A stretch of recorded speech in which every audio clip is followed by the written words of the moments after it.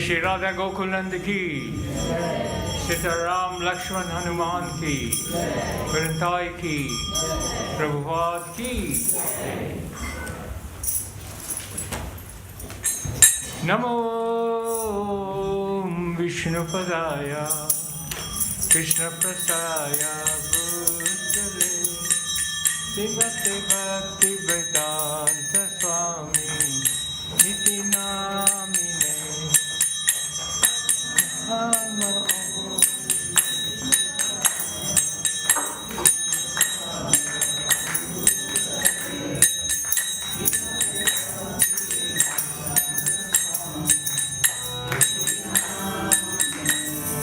नमस्ते सरस्वती देवी गौरवाणी प्रचारिणे निर्विशेषा शून्यवादी तारिणे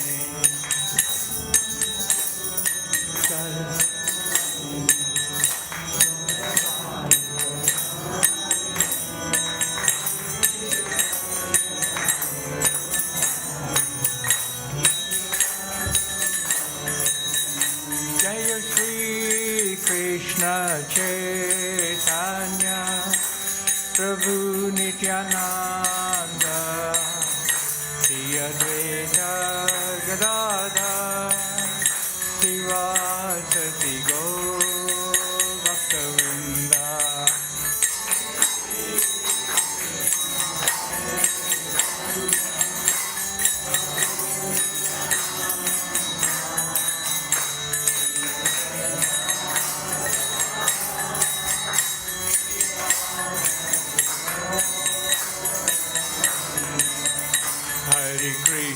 Hare Krishna, Krishna Krishna Hare Hare, Hare Rama, Rama Rama Hare Hare. Everybody, louder.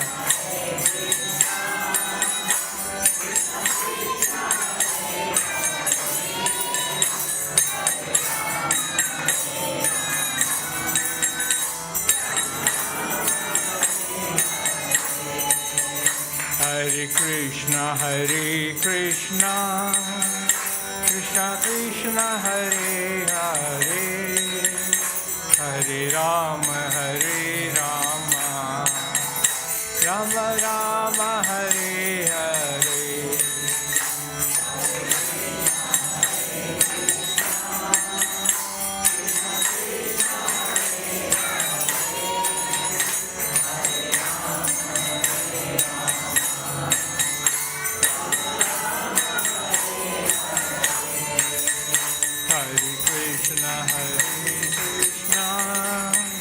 Krishna Krishna Hare Hare, Hare Rama, Rama Rama Hare Hare.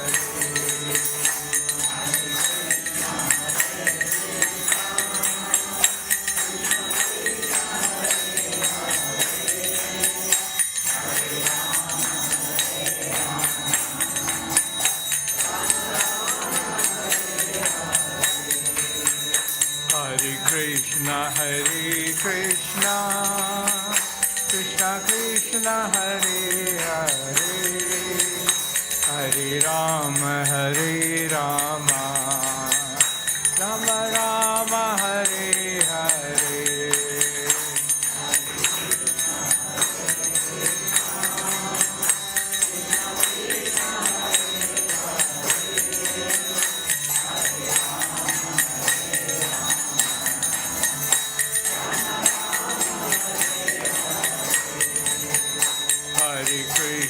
Hare Krishna, Krishna Krishna Hare Hare, Hare Rama,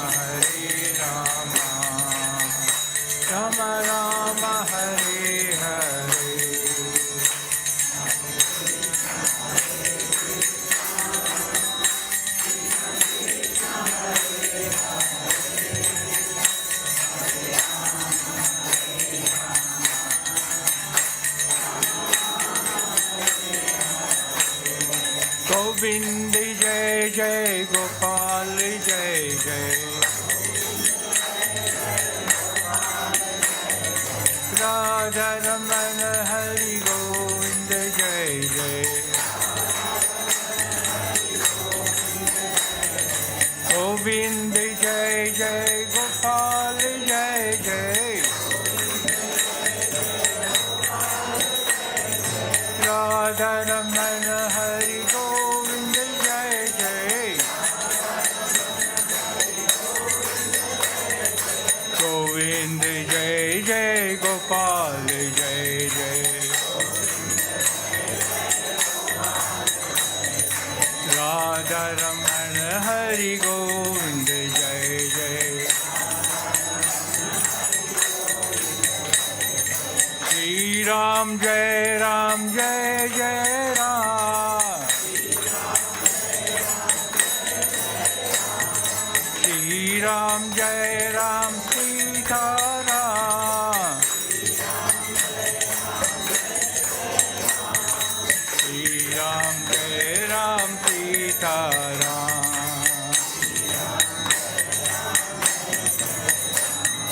हरे कृष्णा कृष्णा कृष्णा हरे हरे हरे राम राम राम हरे हरे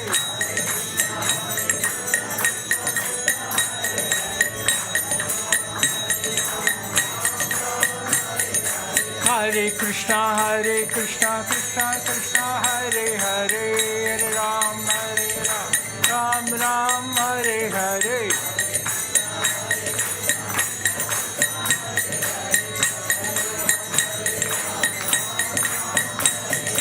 हरे कृष्णा कृष्णा कृष्णा हरे हरे हरे राम राम हरे हरे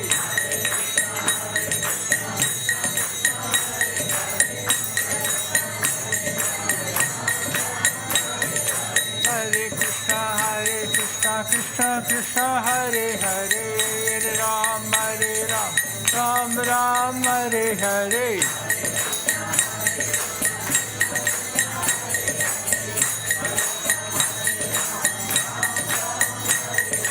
हरे कृष्णा कृष्णा हरे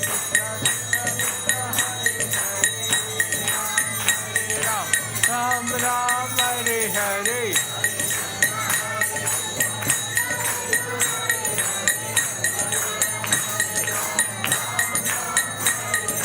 हरे कृष्णा कृष्णा हरे हरे हरे राम राम हरे हरे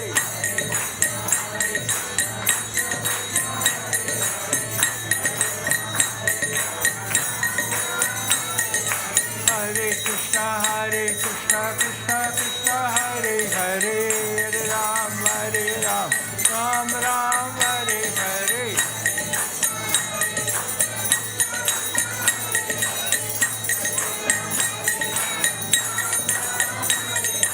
हरे कृष्णा कृष्णा हरे हरे हरे राम राम हरे हरे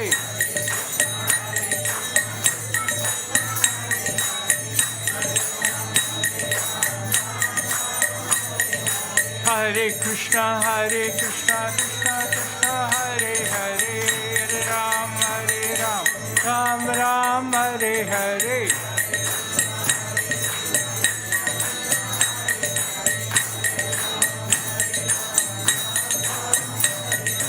हरे कृष्णा कृष्णा हरे हरे हरे राम राम हरे हरे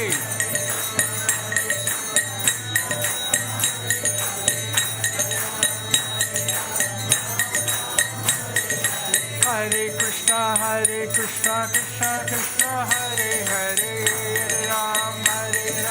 राम राम हरे हरे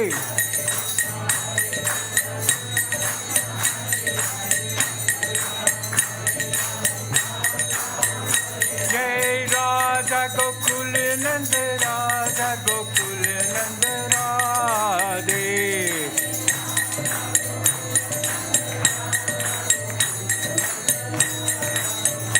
जय Sita Ram Lakshman Hanuman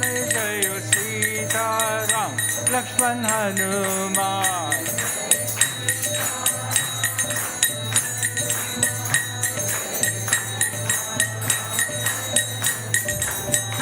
Jayo Goran Nitai, Jayo Goran Nitai, Jayo Goran Nitai, Jayo Goran Nitai.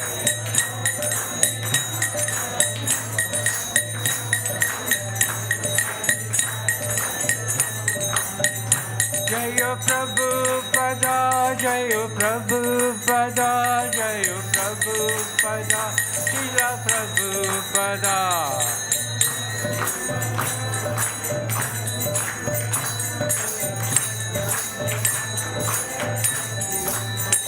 Shri Shri Radha Gokul Nanda ki, Sitaram Lakshman Hanuman ki, Karantai ki, Prabhupada ki.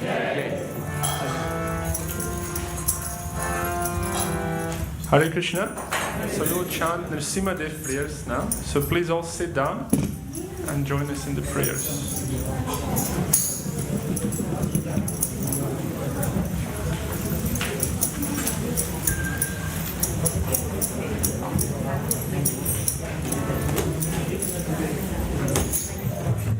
Namaste Narasimhaya.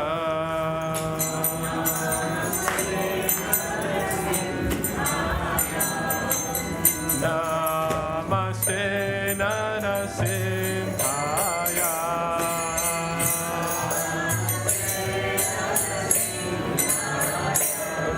Nala Nala Dadayine.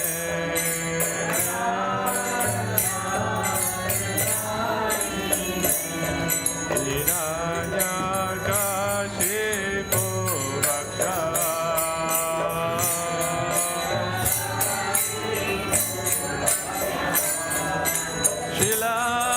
Shilatangana Kalaye.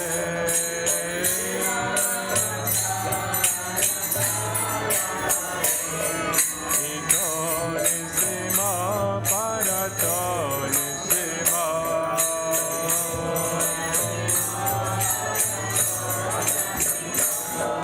Yato Yato Yanitato Nisima.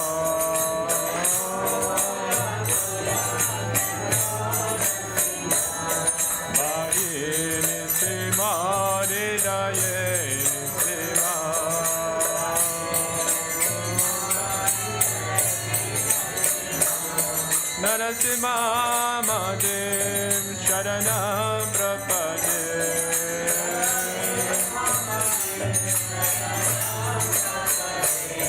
Narasimha Mahadev Sharanam Prapade.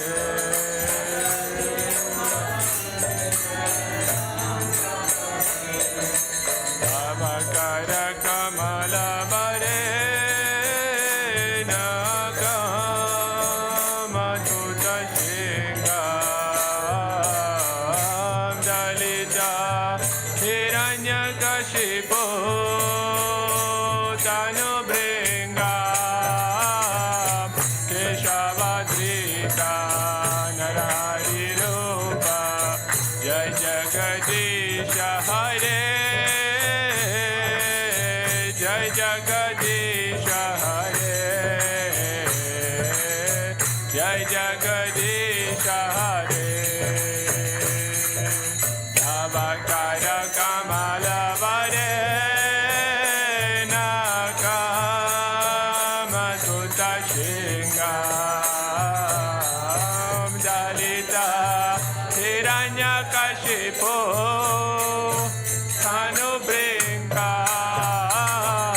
Keshavadrita Narari Rupa Jai Jagadisha Hare. Jai Jagadisha Hare. Jisha Hare. Jaya Nishingadev, Nishingadev, Nishingadev, Jaya Nishingadev.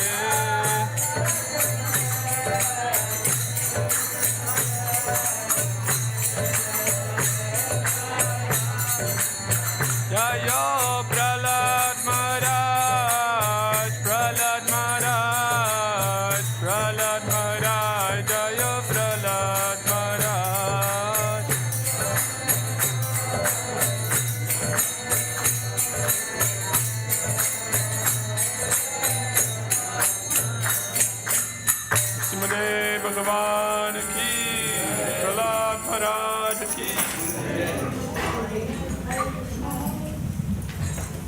Hare Krishna, welcome to Bhaktivedanta Manor. As you know, this is the month of Purushottam or Adhik Mas.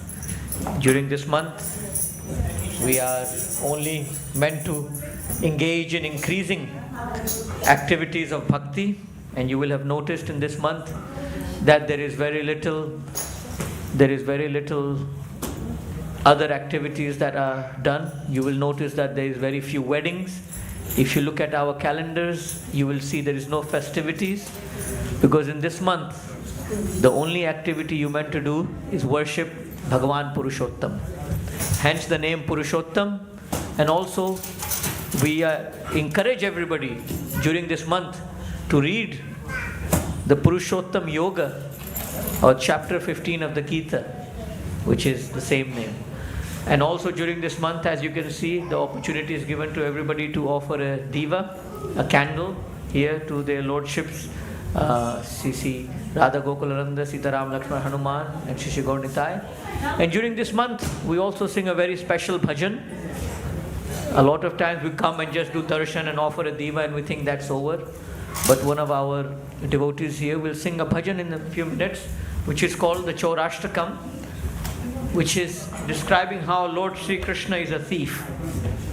Usually when you call somebody a thief, it's considered an insult. And if I said you're a thief, you'll start fighting with me, ready to punch me. But here Bilva Mangal Thakur, a great saint, he calls the Lord the greatest thief. And this bhajan that we will sing is talking about that. So we will encourage all of you to take a few minutes so that you can also sing this bhajan. If I can get this thing to work. Okay, there it is. And together we can glorify the Lord in this bhajan. Hare Krishna.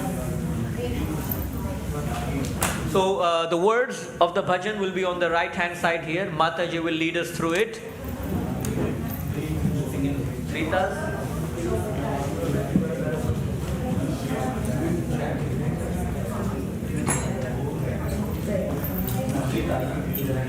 Oh, no, didn't go through it.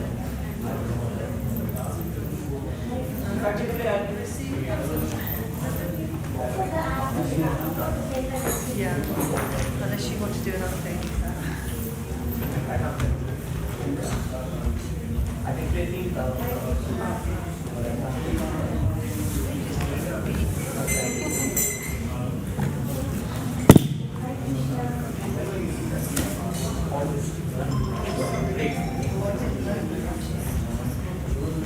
Great.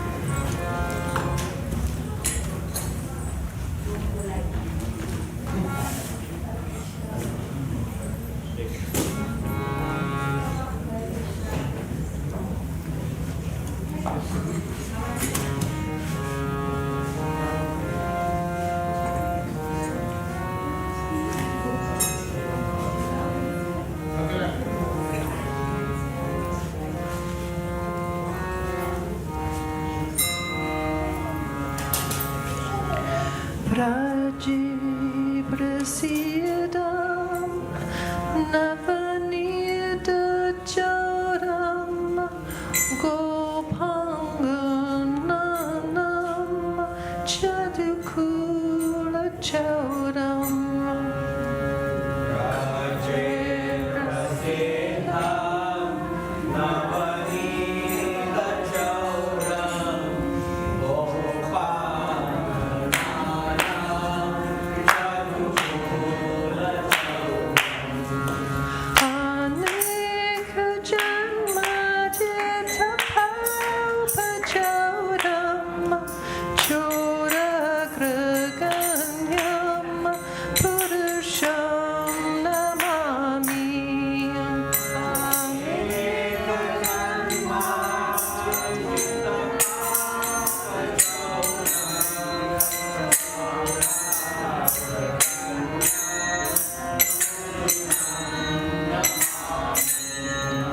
Shri Radhikaya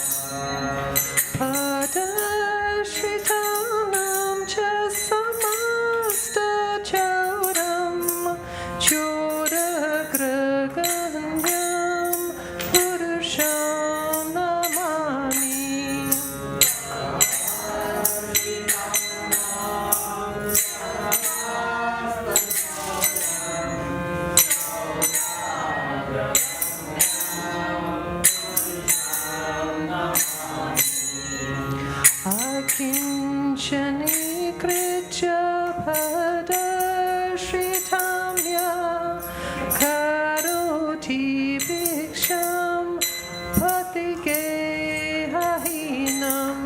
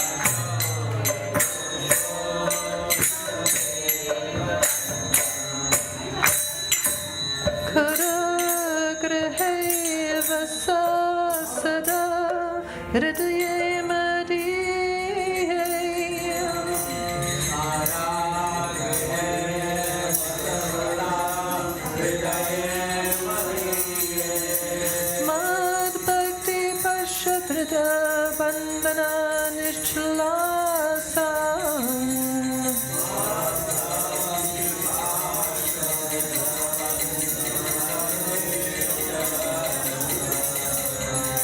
Svam Krishna Hey Pralaya Koti Shantan Turepi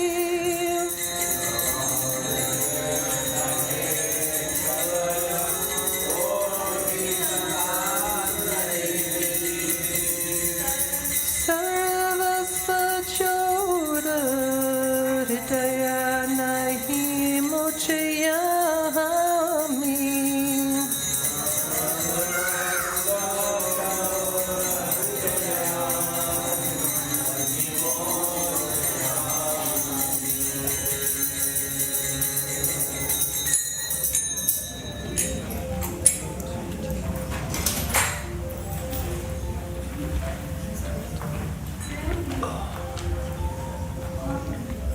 I offer my respectful obeisances to that foremost of thieves, who is famous in Raj as the butter thief, and he who steals the gopis' clothes, and who, for those who take shelter of him, steals the sins which have accrued over many lifetimes. I offer my respectful obeisances to the foremost of thieves, who steals Srimati Radhika's heart, who steals the dark lustre of a fresh rain cloud, and who steals all the sins and sufferings of those who take shelter of his feet. He turns his surrendered devotees into paupers and wandering homeless beggars. Alas, such a fearsome thief has never been seen or heard of in all the three worlds. Mere utterance of his name purges one of a mountain of sins. Such as an astonishingly wonderful thief I have never seen or heard of anywhere. O thief, having stolen my wealth, my honour, my senses, my life, and my everything, where can you run to? I have caught you with the rope of my devotion. You cut the terrible noose of Yamaraj, you sever the dreadful noose of material existence, and you slash everyone's material bondage, but you are unable to cut the knot fastened by your own loving devotees. O stealer of my everything, O thief, today I have imprisoned you in the miserable prison house of my heart, which is very fearful due to the terrible darkness of my ignorance, and there for a very long time you will remain, receiving appropriate punishment for your crimes of thievery. O Krishna, thief of my everything, the noose of my devotion remaining forever tight, you will continue to reside in the prison house of my heart, because I will not release you for millions of eons.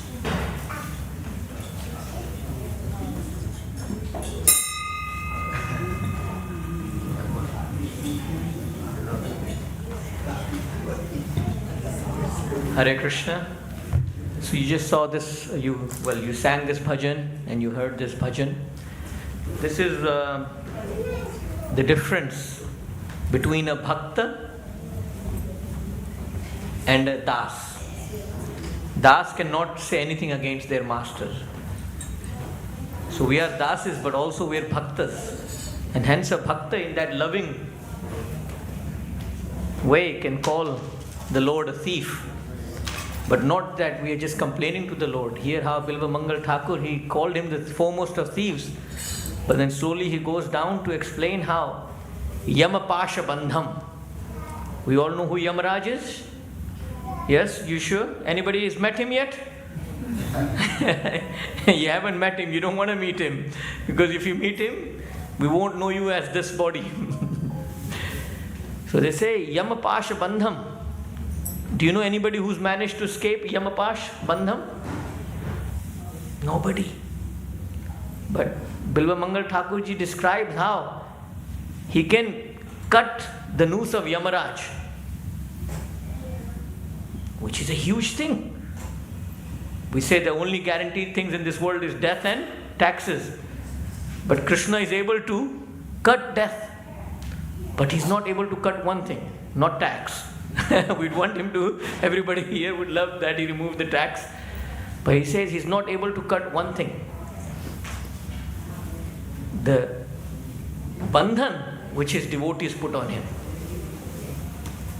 is amazing. This bandhan, when the bhakta ties, Krishna cannot leave.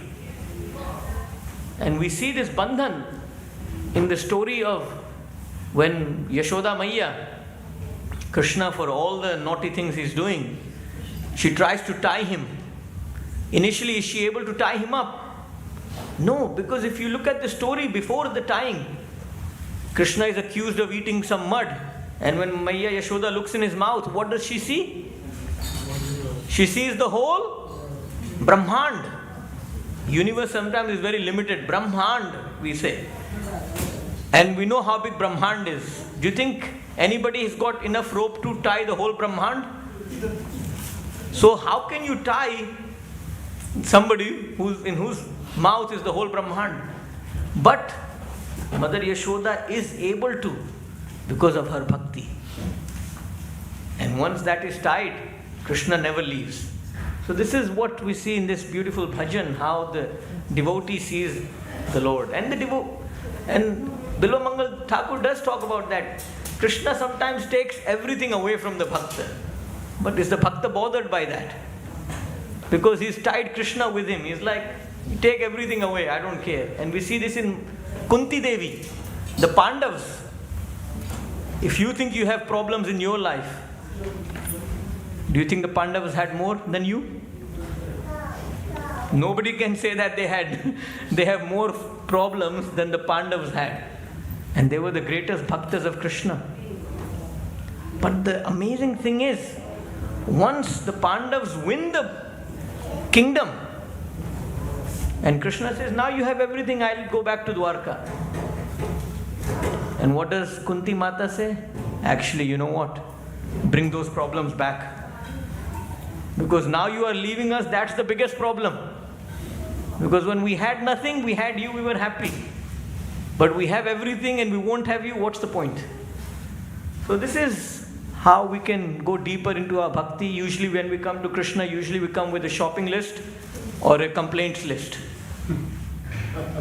Yeah, usually we have those two things. Usually when we come to God, usually we have all the things that are not going right in our life and we want to complain, why did you do this to me?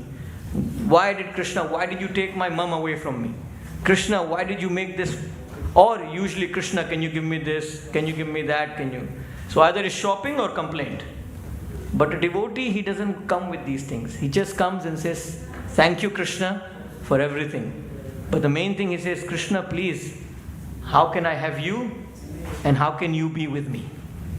Hare Krishna. I'll pass you over to David Prabhu. He will enlighten us with many, many things, and he will also give us Leela from Krishna book. And later on he'll describe or he'll talk about the Purushottam Yoga, the 15th chapter of the Gita. Hare Krishna.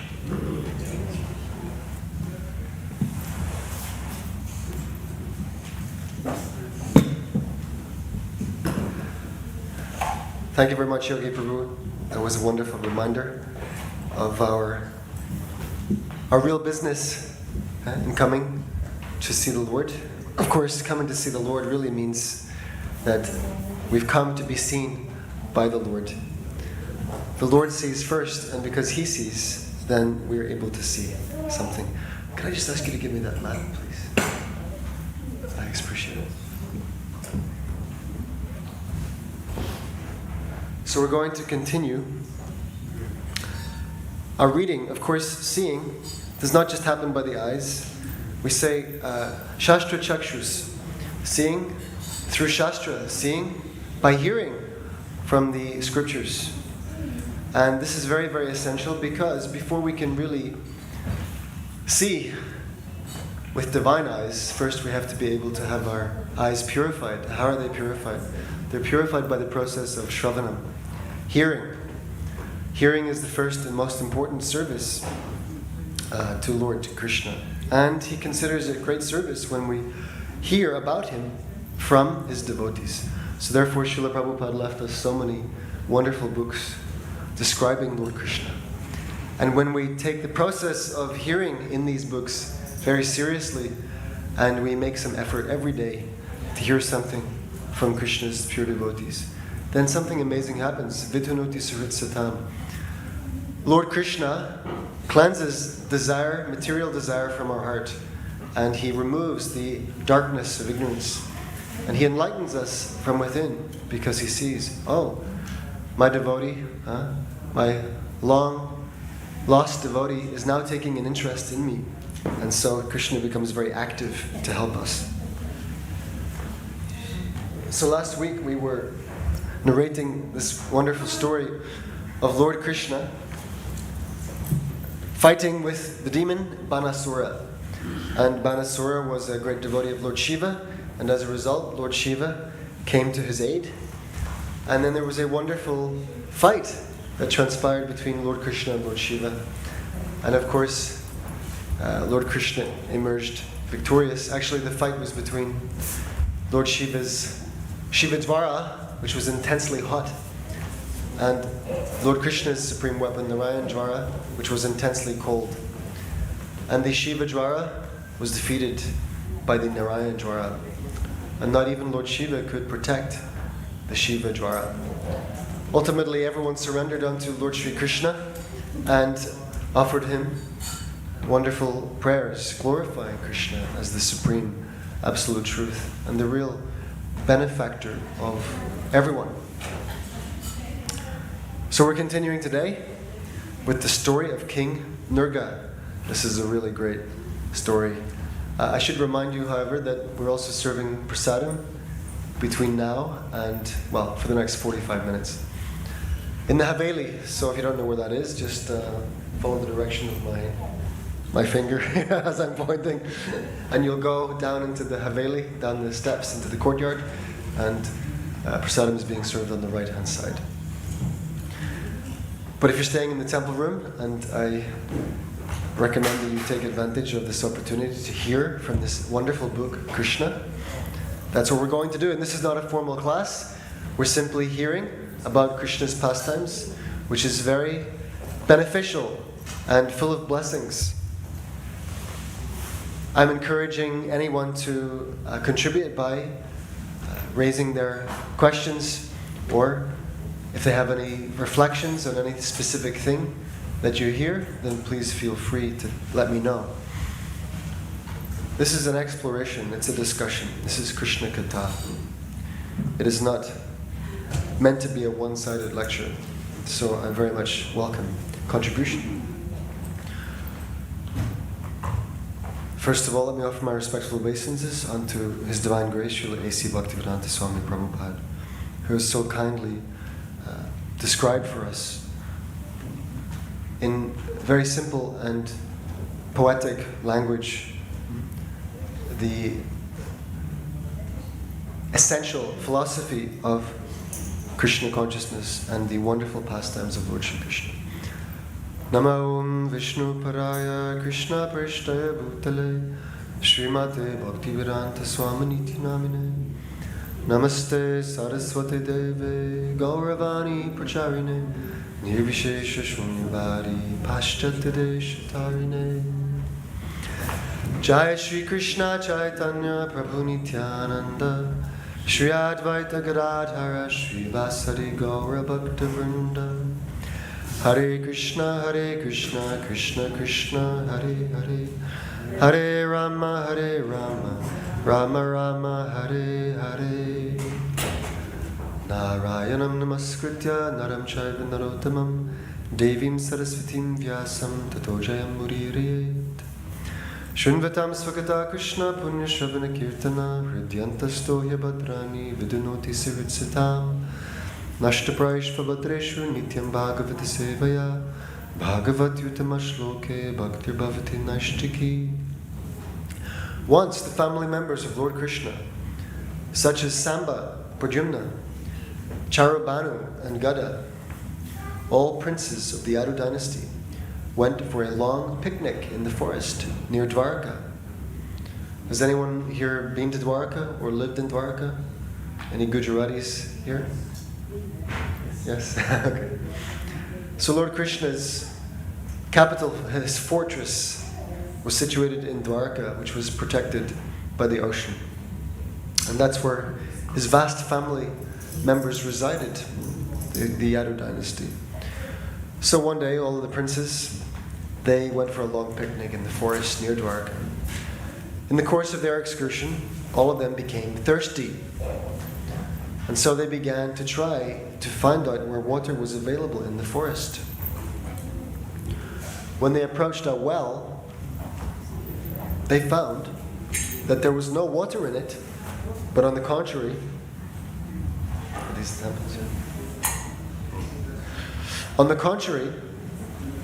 within the well was a wonderful living entity. Does anybody know what it was? What did they find in the well? A chameleon, is that what you said? Yeah. I don't know if exactly if it was a chameleon. It says it was a large lizard. And all of them, all the princes, became astonished to see such a wonderful animal. They could understand that the animal was trapped and could not escape by its own effort. So out of compassion, they tried to take the large lizard out of the well. Unfortunately, they could not get the lizard out, even though they tried to do so in many ways. When the princes returned home, their story was narrated before Lord Krishna. Lord Krishna is the friend of all living entities. Therefore, after hearing the appeal from his sons, he personally went to the well and easily got the great lizard out simply by extending his left hand. Immediately upon being touched by the hand of Lord Krishna, that great lizard gave up its former shape and appeared as a beautiful demigod, an inhabitant of the heavenly planets. His bodily complexion glittered like molten gold. He was decorated with fine garments, and he wore costly ornaments around his neck. How the demigod had been obliged to accept the body of a lizard was not a secret to Lord Krishna. Does anybody know why it was not a secret to Lord Krishna? Can anyone suggest an answer?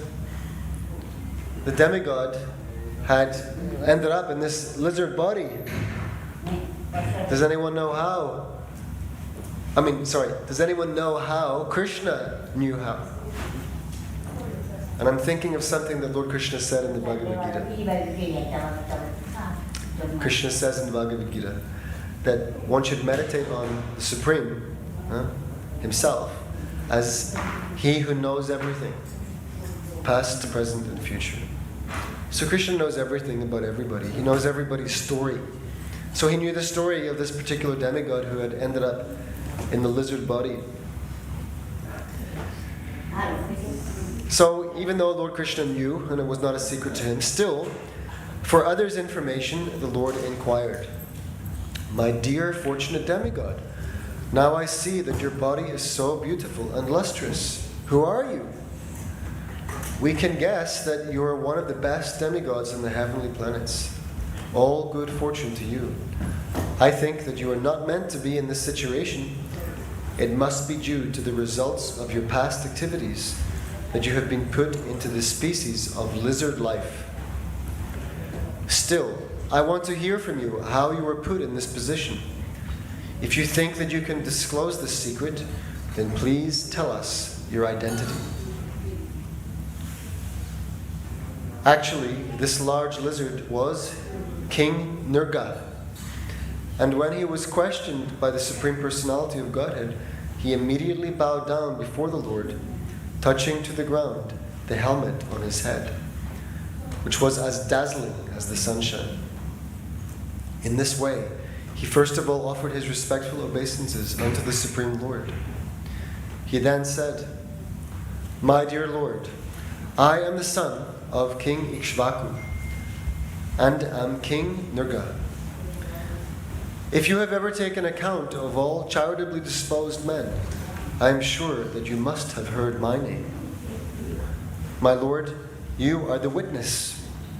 You are aware of every bit of work done by the living entities, past, present, and future.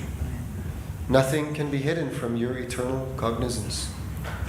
Still, you have ordered me to explain my history, and I shall therefore narrate the full story." So this should be interesting. How did this demigod end up as a lizard in a well? King Nirga proceeded to narrate the history of his degradation caused by his karma kanda activities. Karma kanda means that one is performing different works and sacrifices recommended by the Vedas, recommended by the scriptures. But for what purpose? For the purpose of greater material enjoyment, for the purpose of elevation to heavenly realms. Not to exclusively please God, but really to please oneself, to elevate oneself to a higher standard of material enjoyment. But in the process of executing those karma kanda activities, one will come in touch with Lord Vishnu. One will be reminded of Lord Vishnu's service. One will be reminded of sacrifice to Lord Vishnu. And so all of the directions of the Vedas are meant to bring one to the point of realizing the Supreme, realizing Lord Vishnu, Lord Krishna. So this King Nirga was very charitably disposed and had given away so many cows that he said the number was equal to the amount of dust on the earth, the stars in the sky, and the rainfall.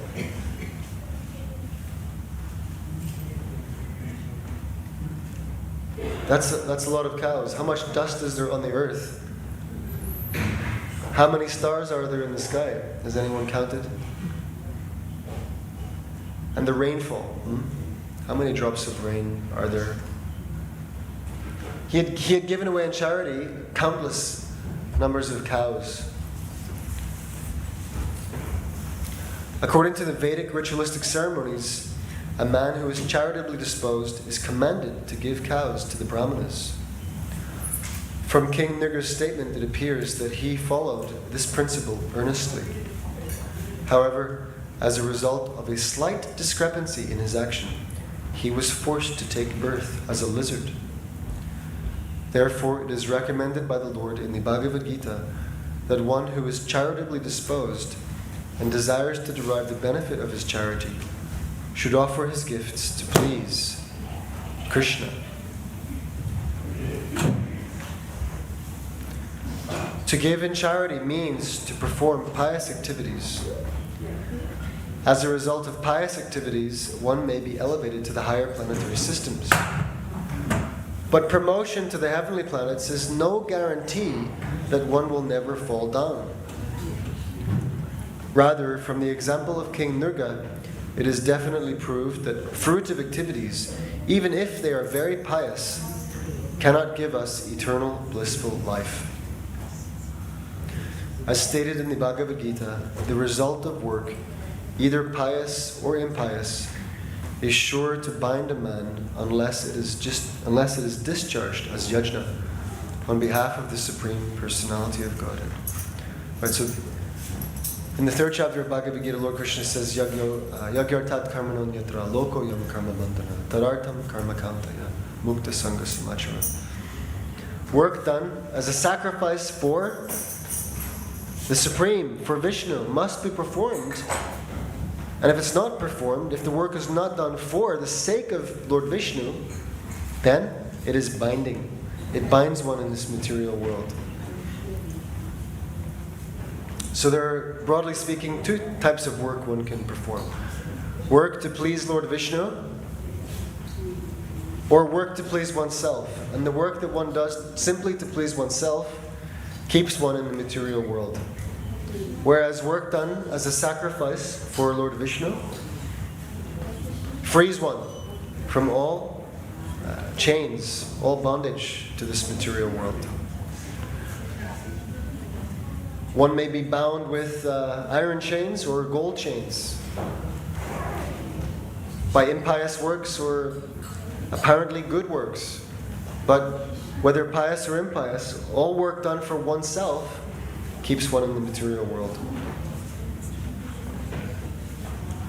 So therefore we have to discharge our work on behalf of God, Krishna, who is also known as Yagya and Yageshvara, the Lord of all sacrifice. Everything can be made a sacrifice if it is performed to satisfy the Supreme Personality of Godhead. That is the great art of working.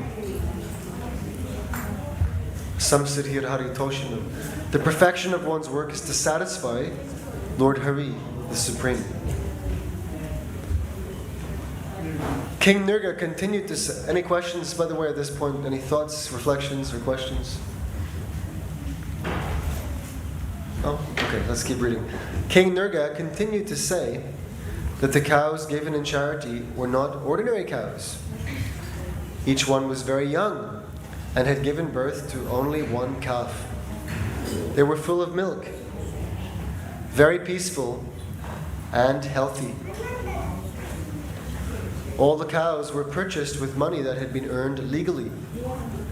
Furthermore, their horns were gold-plated, their hooves were bedecked with silver plates, and they were covered with silken wrappers, which were embroidered with pearls and necklaces.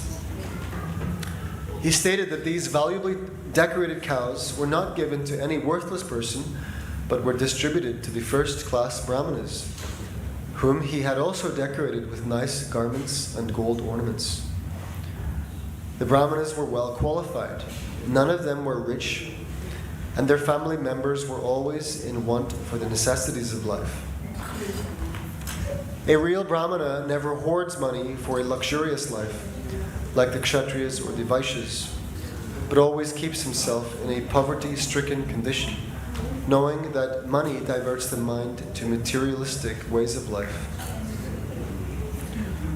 So in the traditional Vedic social order of Varnashram, the Vaishyas, the producers, they are responsible for production, for feeding the entire human society, and they're also responsible for maintaining and protecting the animals, but specifically cows, specifically cow protection. Because from the cows, the human beings receive so much benefit in the form of this miracle food. What's the miracle food? Milk. And from milk, from the miracle food milk, so many wonderful products can be derived. Ghee, yogurt, paneer, butter. And from all of these ingredients, so many nice preparations can be made for the pleasure of the Lord and accepted as prasadam. So the Vaishyas naturally deal with wealth, and they must distribute that wealth.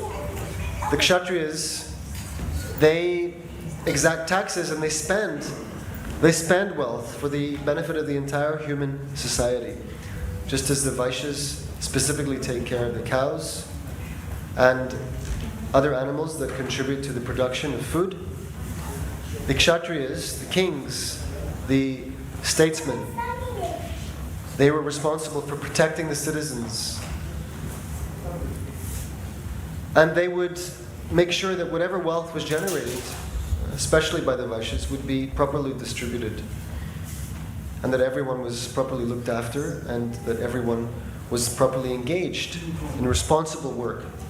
So the Kshatriyas also are allowed to deal with wealth. But the Brahmanas, whose only concern is to be absorbed in knowledge and devotion to God, they would tend to avoid, especially the hoarding of wealth. Even if they received a large sum of money, they would distribute it, they would spend it for Krishna's service. The Brahmana's duty is yajana yajana, patana patana, dana pratigraha. To engage in sacrifice for God, to engage others in sacrifice for God, to study the scriptures, to teach the scriptures, to accept charity, and to give that charity for Krishna, to spend it for Krishna.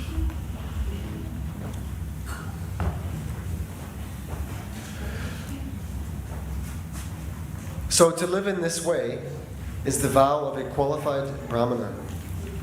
And all of these Brahmanas were well situated in that exalted vow. They were well learned in Vedic knowledge. They executed the required austerities and penances in their lives. and were liberal, meeting the standard of qualified brahmanas. They were equally friendly to everyone. Above all, they were young and quite fit to act as qualified brahmanas. Besides the cows, they were also given land, gold, houses, horses, and elephants. Those who were not married were given wives, maidservants, grains, silver, utensils, garments, jewels, household furniture, chariots, etc. This charity was nicely performed as a sacrifice according to the Vedic rituals. The king also stated that not only had he bestowed gifts on the brahmanas, but he had performed other pious activities, such as digging a well, planting trees on the roadside, and installing ponds on the highways. The king continued, "In spite of all this, unfortunately, one of the brahmana's cows chanced to enter amongst my other cows." Yeah, so he had given so much in charity to the brahmanas, including so many cows. And one of the cows that he had given away, which was now the property of one of those brahmanas, chanced to enter amongst my other cows. Not knowing this, I again gave it in charity to another brahmana. As the cow was being taken away by the brahmana, its former master claimed it as his own, stating, "This cow was formerly given to me, and how is it that you are taking it away?" Thus there was arguing and fighting between the two brahmanas, and they came before me and charged that I had taken back a cow that I had previously given in charity. Srila Prabhupada writes, to give something to someone and then to take it away is considered a great sin, especially in dealing with a brahmana.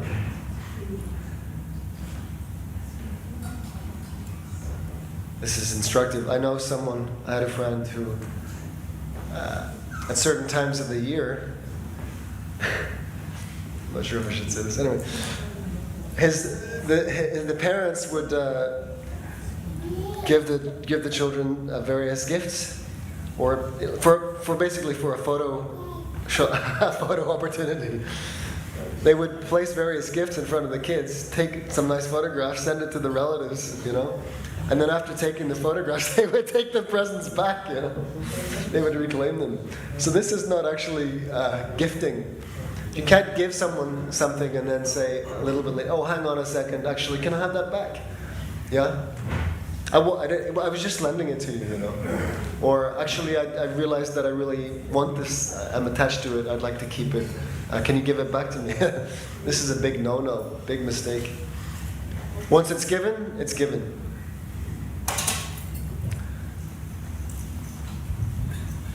So when both the brahmanas charged the king with the same complaint, he was simply puzzled as to how it had happened. Thereafter, with great humility, the king offered each of them 100,000 cows in exchange for the one cow that was causing the fight between them. It sounds like a good solution, yeah? I didn't realize that, the cow had wandered back into my group, and then, I gave it away for a second time accidentally to this other brahmana. I wasn't conscious of the fact. I'm very sorry. Please, to atone for my mistake, each of you please accept 100,000 more cows. You would think that's very liberal, right? It's very generous. Who wouldn't agree to such a proposal, huh? Let's see what happens.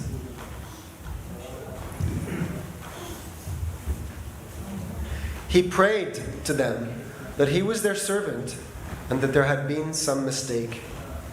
Thus, in order to rectify it, he prayed that they would be very kind upon him and accept his offer in exchange for the cow. The king fervently appealed to the brahmanas not to cause his downfall into hell because of this mistake. A brahmana's property is called brahmasva, and according to Manu's law, it cannot be acquired even by the government. There's a purport in Srimad Bhagavatam where Srila Prabhupada writes that actually the wealth of the world belongs to Krishna's devotees and belongs to the Brahmanas. It is actually only in safekeeping of the administrators. Right? And if the Brahmana requires to utilize that wealth, then immediately the safekeeper of the wealth should hand it over. The Kshatriyas and the Vaishyas should recognize that the wealth of the world actually belongs to the devotees of the Lord. They are simply safekeepers. And therefore even the government cannot acquire the property of a Brahmana. This is according to the law of Manu, the father of mankind. Both Brahmanas insisted that the cow was theirs and could not be taken back under any condition. Neither of them agreed to exchange it for the 100,000 cows. Thus, disagreeing with the king's proposal, both Brahmanas left the palace in anger, thinking that their lawful position had been usurped. So on principle, they were not willing to give up that one cow in exchange for 100,000, because they felt that their lawful position had been usurped. After this incident, when the time came for the king to give up his body, he was taken before Yamaraj, the superintendent of death. Yamaraj asked him whether he wanted to first enjoy the results of his pious activities or first suffer the results of his impious activities. Yamaraj also hinted that since the king had executed so many pious activities and charities, the limit of Nirga's enjoyment would be unknown to him. There was practically no end to the king's material happiness. But in spite of this hint, he was bewildered. Imagine you went in front of Yamaraj at the time of death, yeah? And he said, okay, you can first receive the results of your pious activities, or you can first receive the results of your impious activities. Which would you choose? What do you think? You can first have the results of your merit, or you can first receive the results of your papa, of your demerit.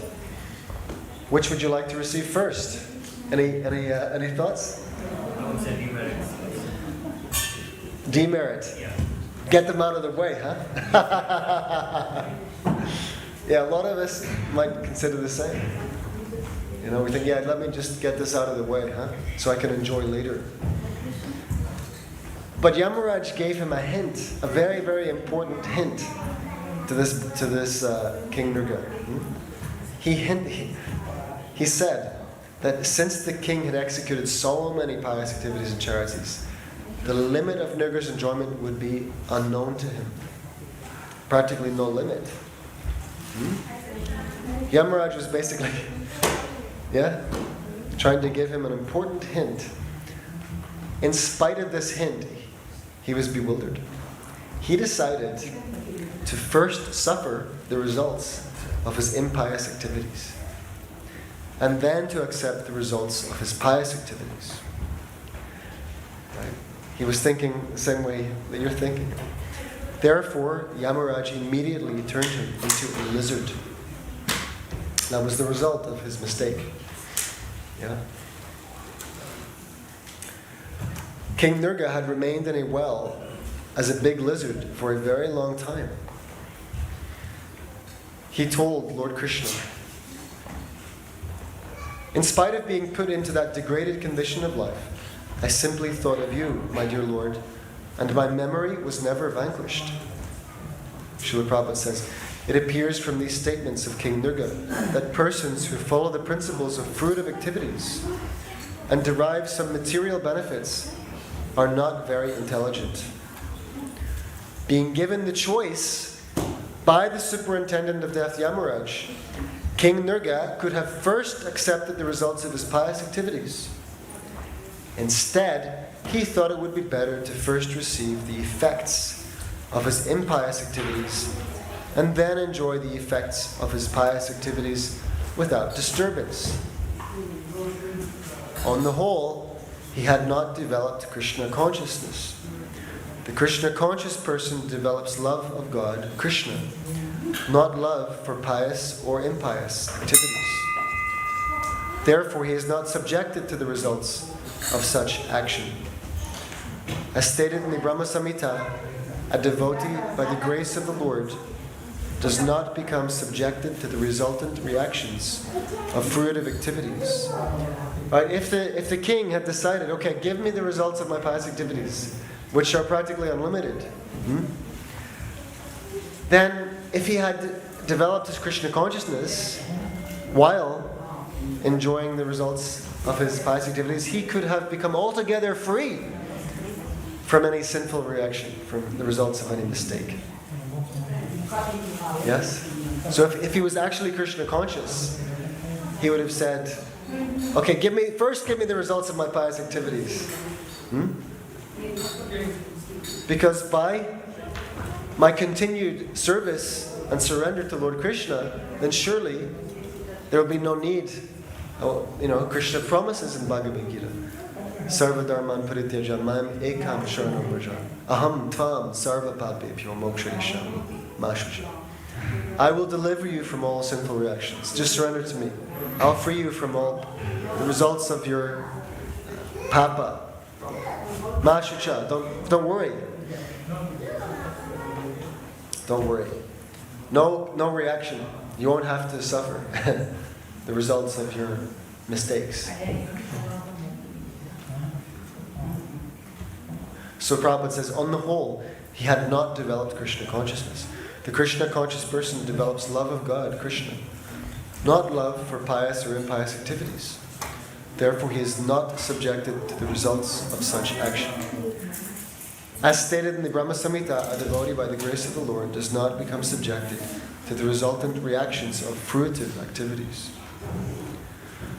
Somehow or other, as a result of his pious activities, King Nirga had aspired to see the Lord. He continued to say, "My dear Lord, I had a great desire that someday I might be able to see you personally. I think that my tendency to perform ritualistic and charitable activities, combined with this great desire to see you personally, has enabled me to retain the memory of who I was in my former life, even though I became a lizard. Such a person who remembers his past life is called Jati Smara." Does anyone know anyone who remembers their past life? There are instances of people, if you research, especially among children, they may vividly remember events and places. There are some criminal cases, even, where basically the child was able to convict the murderer in the past life. They pointed out where the body was, So that's called Jati Smara, one who remembers the past life. So King Nirga continued, "My dear Lord, you are the Supersoul seated in everyone's heart. There are many great mystic yogis who have eyes to see you through the Vedas and Upanishads. In order to achieve the elevated position of being equal in quality with you, they always meditate on you within their hearts." Notice it says equal in quality. One can realize that one is of the same nature as Krishna in spirit, but never equal in quantity. Equal in quality? Sure, not equal in quantity. God is the infinite, unlimited, supreme, and we are tiny, fragmental parts of Krishna. We are never equal to Him in any absolute sense. Eternally, we are fragmental parts. Krishna says, "Mamaivam sho jiva loke, jiva bhuta sanatana." So even though many great mystic yogis who have the eyes to see Krishna through the Vedas and Upanishads, And they meditate upon the Lord within their hearts in order to achieve the elevated position of being equal in quality with Krishna. Although such exalted saintly persons may see you constantly within their hearts, they still cannot see you eye to eye. Therefore, I am very much surprised that I am able to see you personally. I know that I was engaged in so many activities, especially as a king. Although I was in the midst of luxury and opulence and was subjected to so much of the happiness and misery of material existence, I am so fortunate to be seeing you personally. As far as I know, when one becomes liberated from material existence, he can see you in this way. So the king was recognizing that I'm so fortunate that I get to see Krishna eye to eye. When King Nrga elected to receive the results of his impious activities, he was given the body of a lizard because of the mistake in his pious activities. Thus, he could not be directly converted to a higher status of life like a great demigod. However, along with his pious activities, he thought of Krishna. So he was quickly released from the body of a lizard and given the body of a demigod. By worshipping the Supreme Lord, those who desire material opulences are given the bodies of powerful demigods. Sometimes these demigods can see the Supreme Personality of Godhead eye to eye, but they are still not yet eligible to enter into the spiritual kingdom, the Vaikuntha planets. So even though they may see Krishna eye to eye, still not yet eligible to enter into the spiritual kingdom. Because to enter into the spiritual kingdom, one must be completely pure. No tinge of material motive. One must have pure love for Krishna. But it's interesting that King Nrga, although he opted to get the results of his impious activity, right? Although he opted to receive the result of his mistake first, he was quickly released. And he got to see Krishna eye to eye. This was not a result of any of his pious activities. Yes, Prabhu. Whenever Krishna pulled him personally out of the well, and as soon as Krishna touched him, because the princes found him in the well. They found this big lizard in the well. And then they returned back to the palace of the Lord and told him the story. You know, he came across this well and there was a lizard, this large lizard inside, and we couldn't get him out. So Krishna decided to go there himself. Providence. It was by providence. And that was the result of this King Nrga's thinking about Krishna. That was his bhakti. That was his devotion. Sorry? And previous to that, while he was in his position of king, performing his various ritualistic pious activities, he was thinking of Krishna. And as a result of that bhakti, therefore he got the merciful touch of the Lord.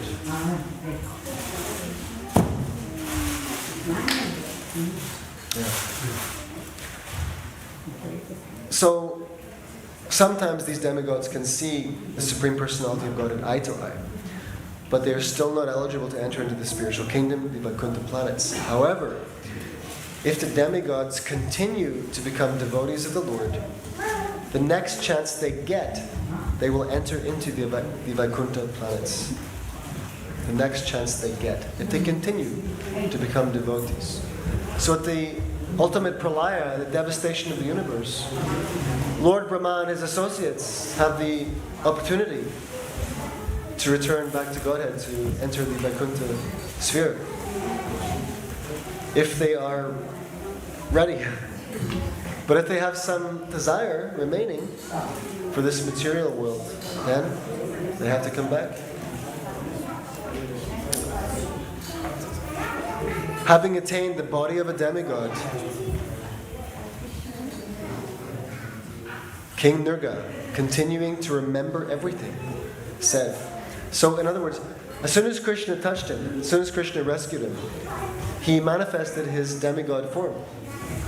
That was the form that he was gifted with as a result of all his pious activities as a king. That was the form he would have taken if he had told Yamaraj, actually, give me the results of my pious activities first, please.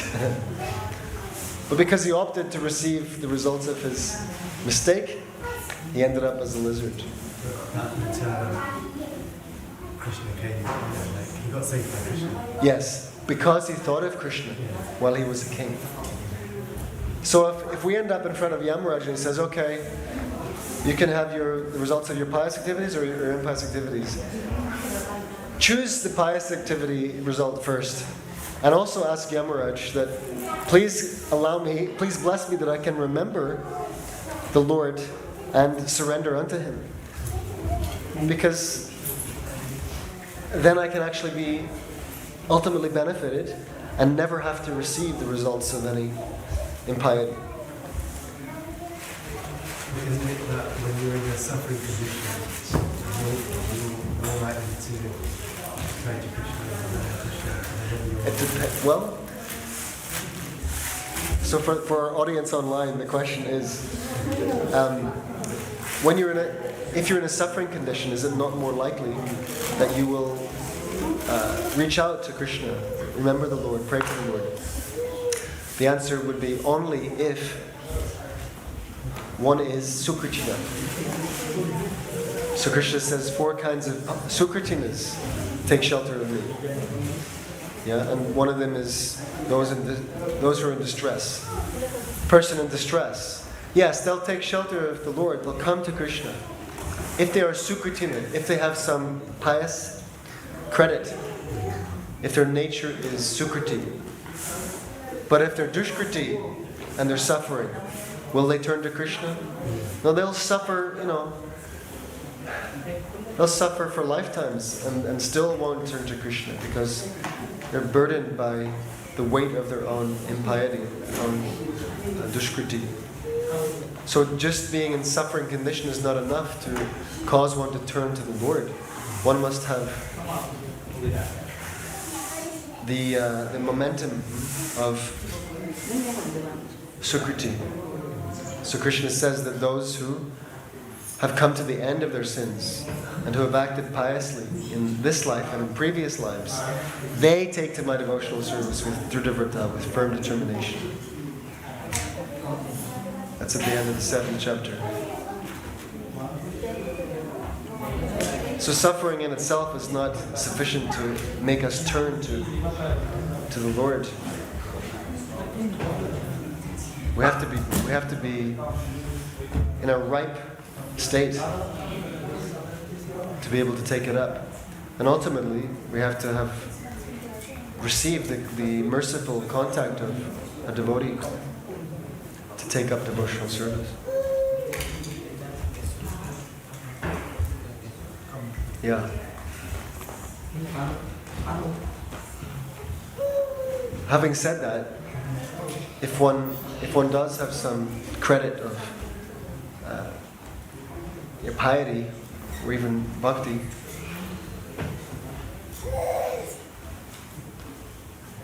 a destitute position might be more favorable.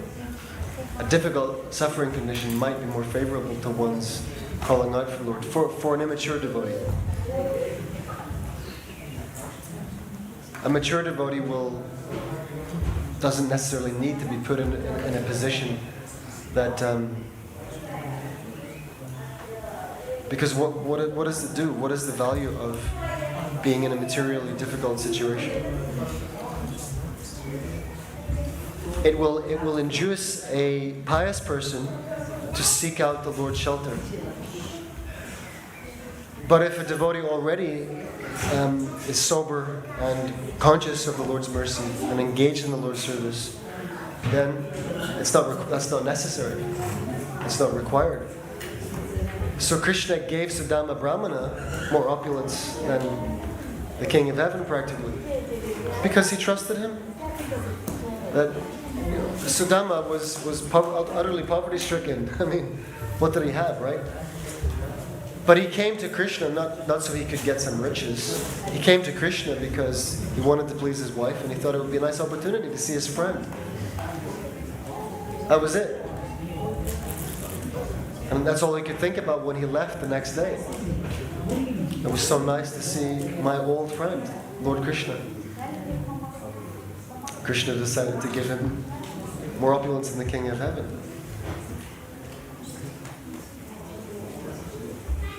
And then you have Kunti Devi, and I mean she doesn't need to be put in any suffering condition. She's an eternal servant of the Lord, absorbed in his pastime.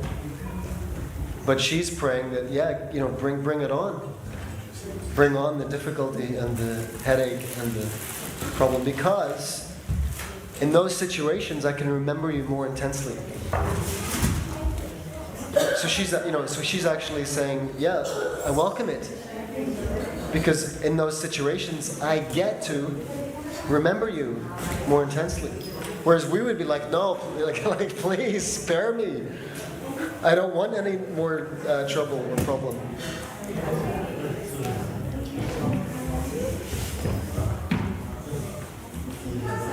So I guess it's up to Krishna what he wants to give the devotee. And the surrendered devotee will say, if Krishna wants to give me suffering, still I surrender.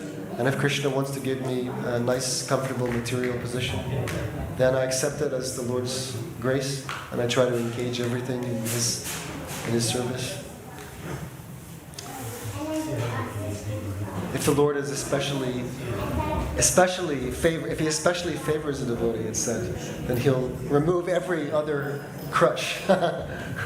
He'll remove every other shelter, so that the devotee is exclusively left with Krishna's service.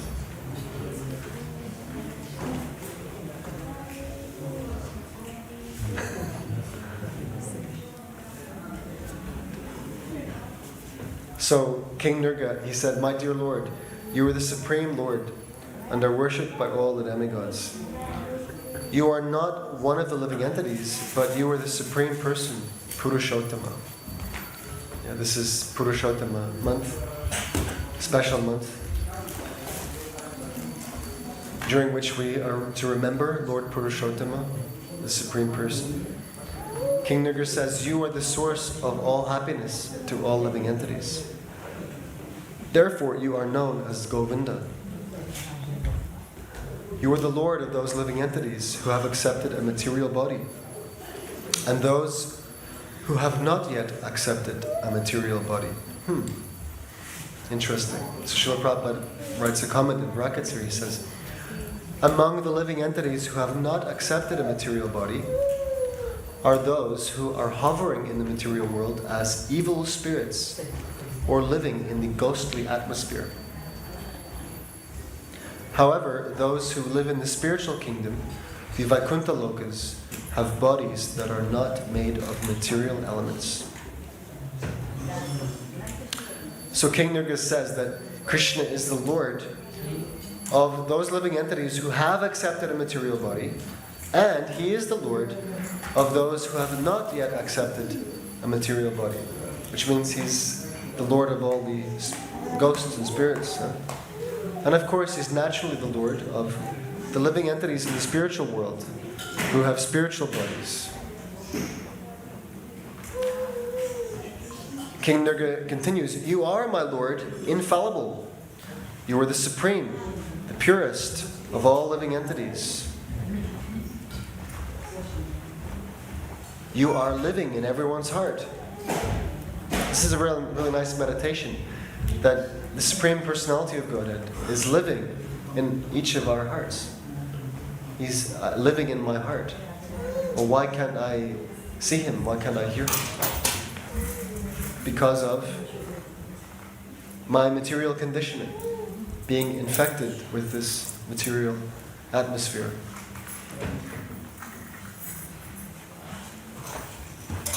But it's a very wonderful meditation, that He is residing with me and He sees and knows everything. And I get to realize Him by taking up His service. Attach Krishna Namadi. Na bhavet graham indriya sevon mukhe jivana swayam eva spurantena. You can't see or hear Krishna by your mundane, blunt senses. But when we begin to serve Krishna, beginning with the tongue, by chanting His glories and honoring His prasadam, then He reveals Himself to us. Gradually, we realize who Krishna really is.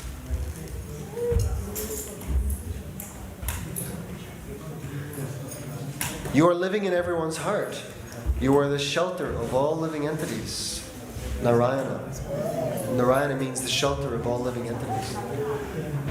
Being seated in the heart of all living entities, you are the supreme director of everyone's sensual activities. Krishna is actually directing us in our actions. Yeah? You want this, then Krishna gives intelligence how to get it. Therefore, you are called Hrishikesha. And Hrishikesha means the master of the senses. I'm sitting here thinking that this body is mine, these eyes are mine, these ears are mine, these hands are mine, these legs are mine. This is me, this is mine, and I do what I please with all of these senses in this body. But the truth, the real truth, is that this body belongs to Hrishikesha, Krishna, the master of the senses. His hands and legs are everywhere, because He is the Lord of everything. He is the proprietor of all senses and every body. King Nirga continues, "My dear Supreme Lord Krishna, because you have given me this body of a demigod, I will have to go to some heavenly planet. So I am taking this opportunity to beg for your mercy, that I may have the benediction of never forgetting your lotus feet, no matter to which form of life or planet I may be transferred." This is a very nice prayer. Wherever I end up, and I've got this demigod body, so I must be headed to some heavenly planet. But please, for God's sake, don't ever let me forget your lotus feet. Wherever I end up, no matter to which form of life or planet I may be transferred. You are all-pervading, present everywhere as cause and effect. You are the cause of all causes, and your potency and power are unlimited. You are the absolute truth, the supreme personality of Godhead, and the supreme Brahman. I therefore offer my respectful obeisances unto you again and again. My dear Lord, your body is full of transcendental bliss and knowledge, and you are eternal. You are the master of all mystic powers. Therefore, you are known as Yogeshvara. Kindly accept me as insignificant dust at your lotus feet.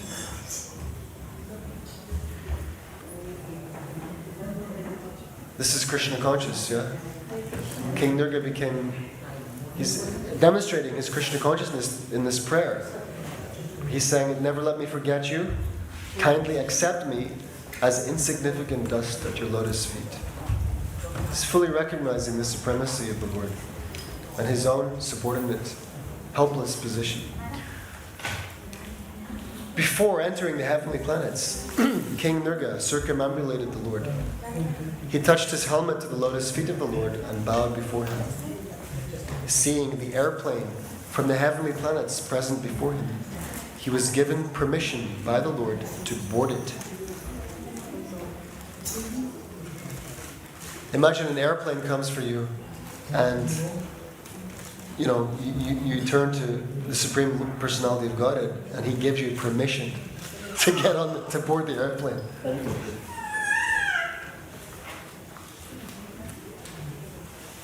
After the departure of King Nirga, Lord Krishna expressed his appreciation for the king's devotion to the Brahmanas, as well as his charitable disposition and his performance of Vedic rituals. Therefore, it is recommended that if one cannot directly become a devotee of the Lord, one should follow the Vedic principles of life. This will enable him one day to see the Lord by being promoted either directly to the spiritual kingdom or indirectly to the heavenly kingdom, where he has hope of being transferred to the spiritual planets.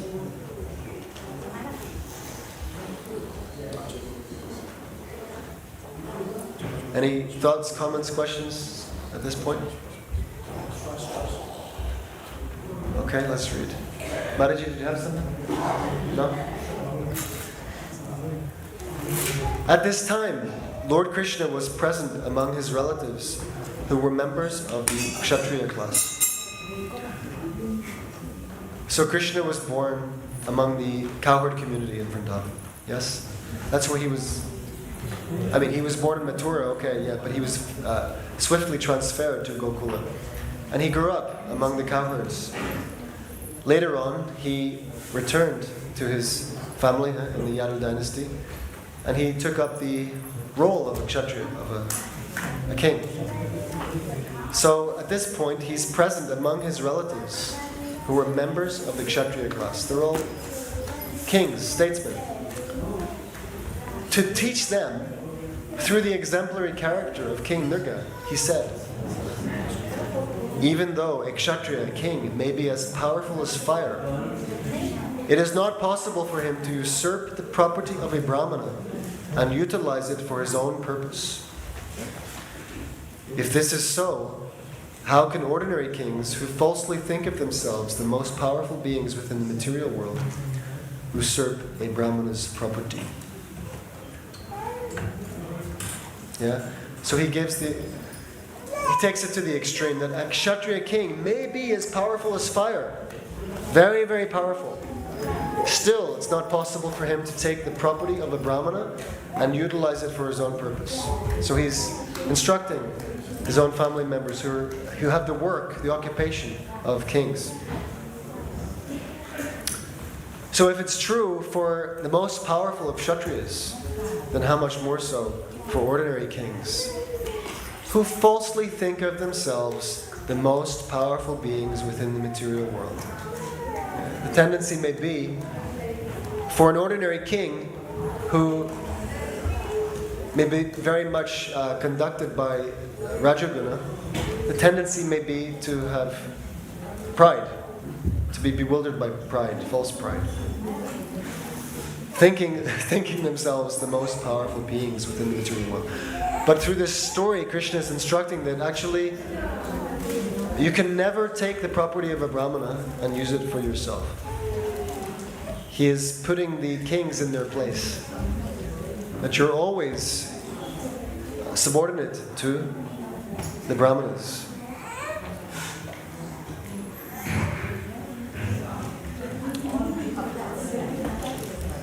Krishna said, I do not think that taking poison is as dangerous as taking a Brahmana's property. For ordinary poison there is treatment. One can be relieved from its effects, but if one drinks the poison of taking a Brahmana's property, there is no remedy for the mistake. The perfect example was King Nirga. He was very powerful and very pious.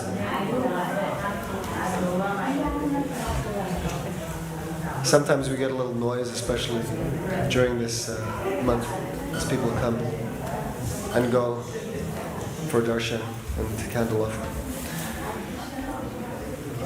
The perfect example was King Nirga. He was very powerful and very pious, but due to the small mistake of unknowingly usurping a Brahmana's cow, he was condemned to the abominable life of a lizard. Ordinary poison affects only those who drink it. And ordinary fire can be extinguished simply by pouring water on it. But the Arani fire ignited by the spiritual potency of a Brahmana can burn to ashes the whole family of a person who provokes such a Brahmana. Srila Prabhupada writes, formerly the Brahmanas used to ignite the fire of sacrifice, not with matches or any other external fire, but with their powerful mantras, called arani. Yeah, they didn't need matches. They could ignite fire by mantra, arani. Lord Krishna continues, if someone even touches a Brahmana's property, he is ruined for 3 generations. So we might think, how does this apply to us? How does it apply to me? Are there any real Brahmanas existing, living, subsisting as Brahmanas? Are they qualified as Brahmanas? Do they have the occupational work of Brahmanas? Kalau Shudra Sambhava, we're all Shudras. Why do we need to worry about this? We're all Shudras, we're all born Shudras. Yeah, there are no Kshatriyas even. There are no Brahmanas. Mostly Shudras and 1 or 2 Vaishyas in the world presently. How does this apply to us? What's the lesson for us? Well, we should be careful about those who are dedicated to the path of Vishnu's service, Krishna consciousness. Because anyone who takes seriously to the path of Krishna consciousness is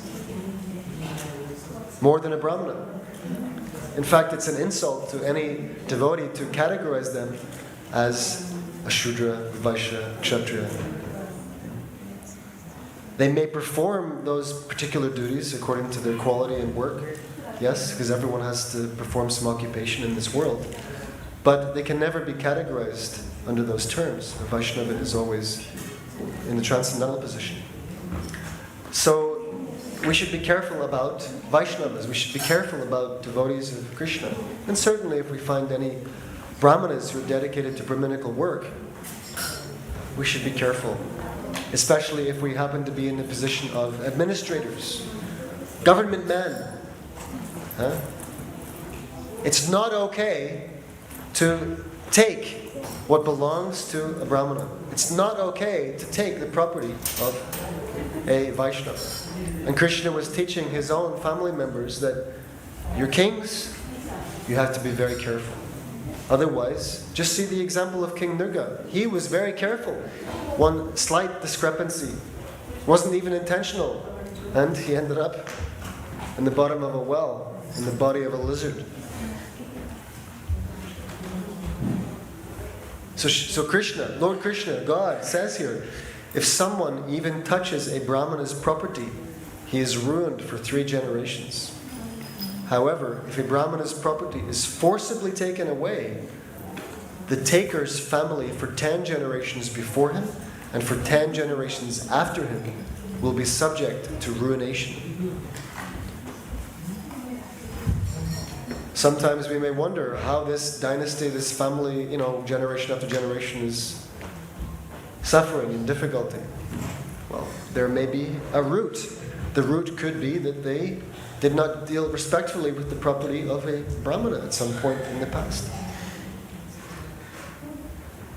Krishna says, on the other hand, if someone becomes a Vaishnava or devotee of the Lord, this is Krishna speaking, 10 generations of his family before his birth, and 10 generations after him, and 10 generations after will become.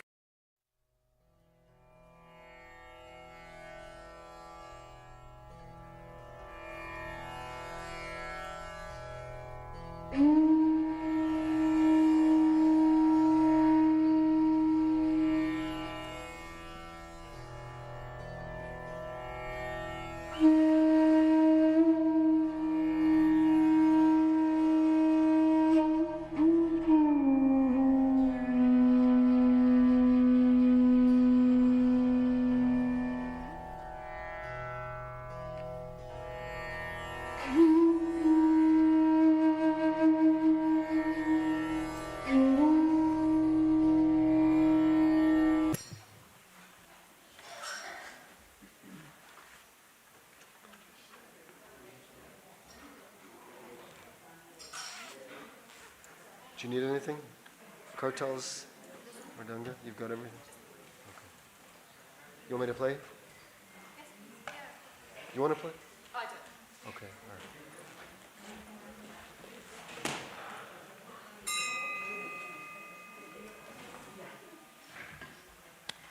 Hare Krishna, how you doing?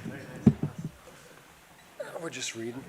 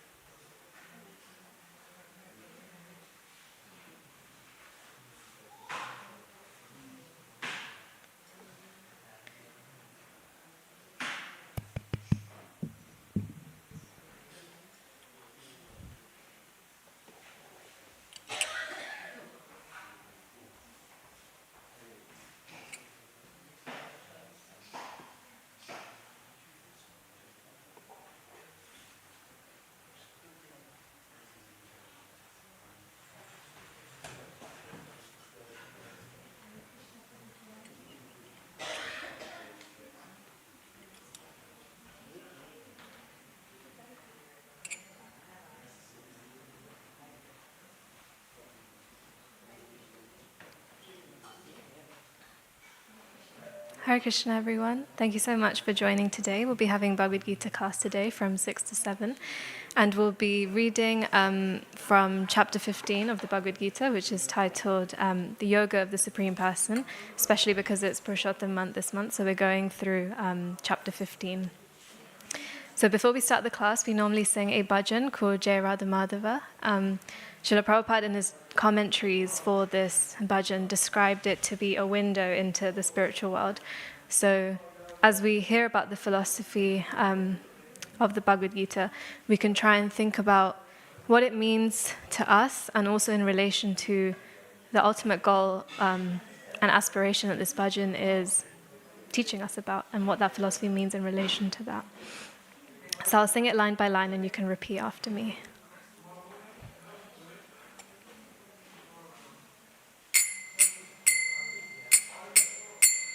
Jaya Radha Madhava Kunja Bihari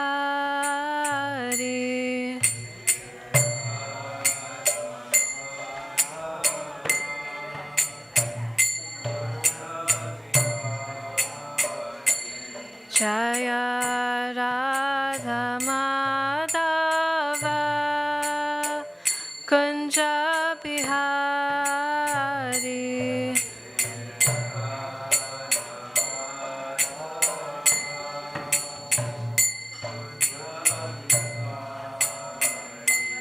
Jaya Gopi Janavalabha Girivaradari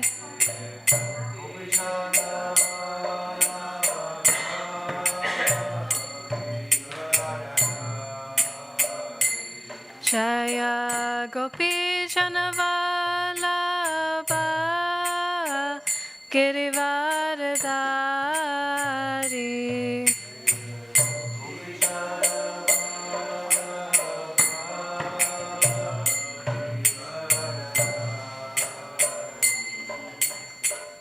Yashodanandana Braja Janaranjana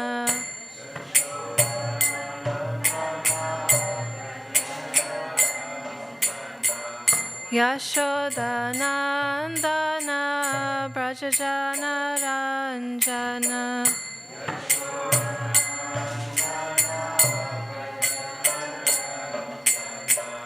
Yamuna Tira Vanachari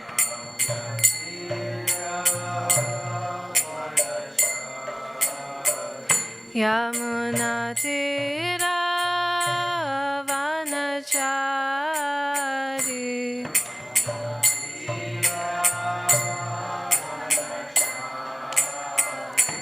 Jaya Radha Madhava Kunja Bihari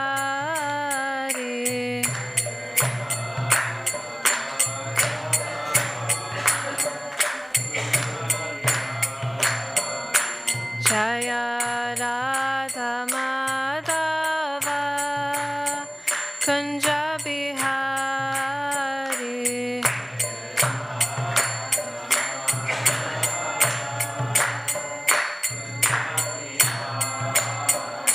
Jaya Gopi Janavalabha Girivardhari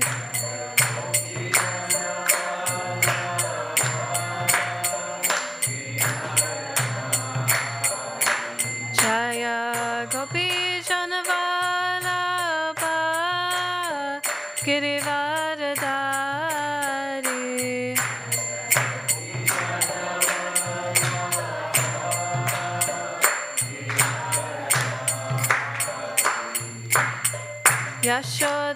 Yashodanandana Vraja Janaranjana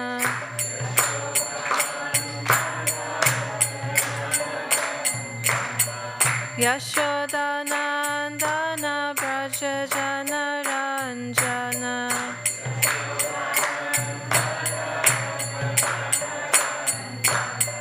Yamuna Tira Vanachari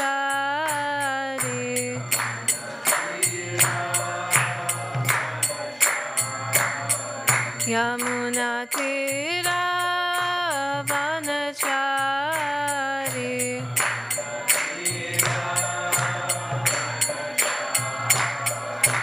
Jaya Radha Madhava Kunja Bihari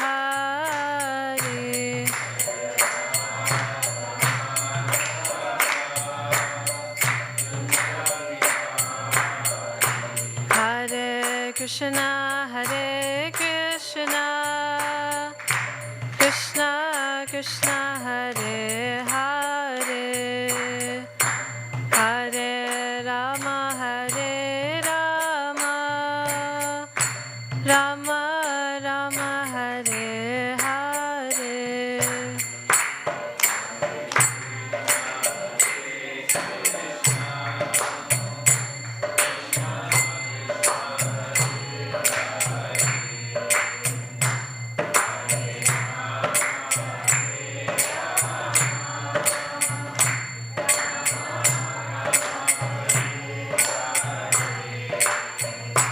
Hare Krishna Hare Krishna Krishna Krishna Hare Hare Hare Rama Hare Rama Rama Rama Hare Hare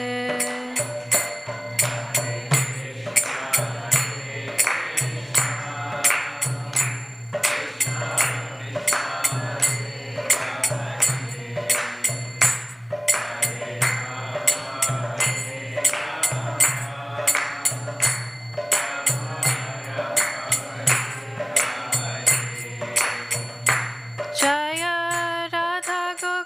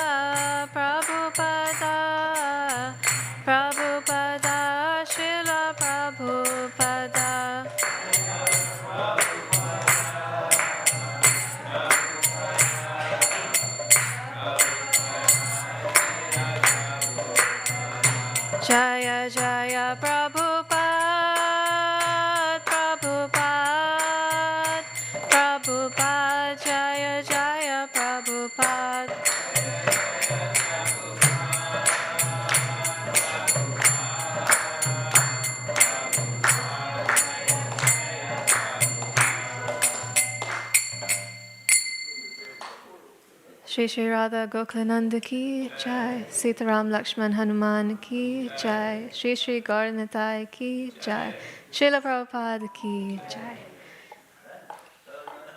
Thank you everyone again for joining today's Bhagavad Gita class. So today we're reading from chapter 15, which is entitled Yoga of the Supreme Person, text 1.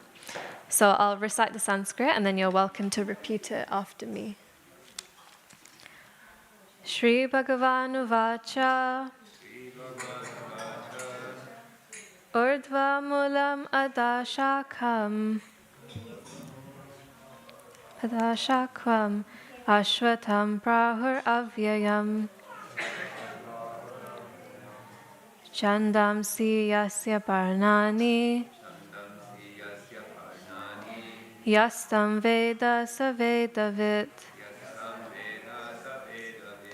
Shri Bhagavanu Vacha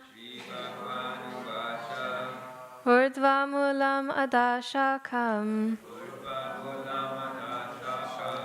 Ashvatam Prahur Avyayam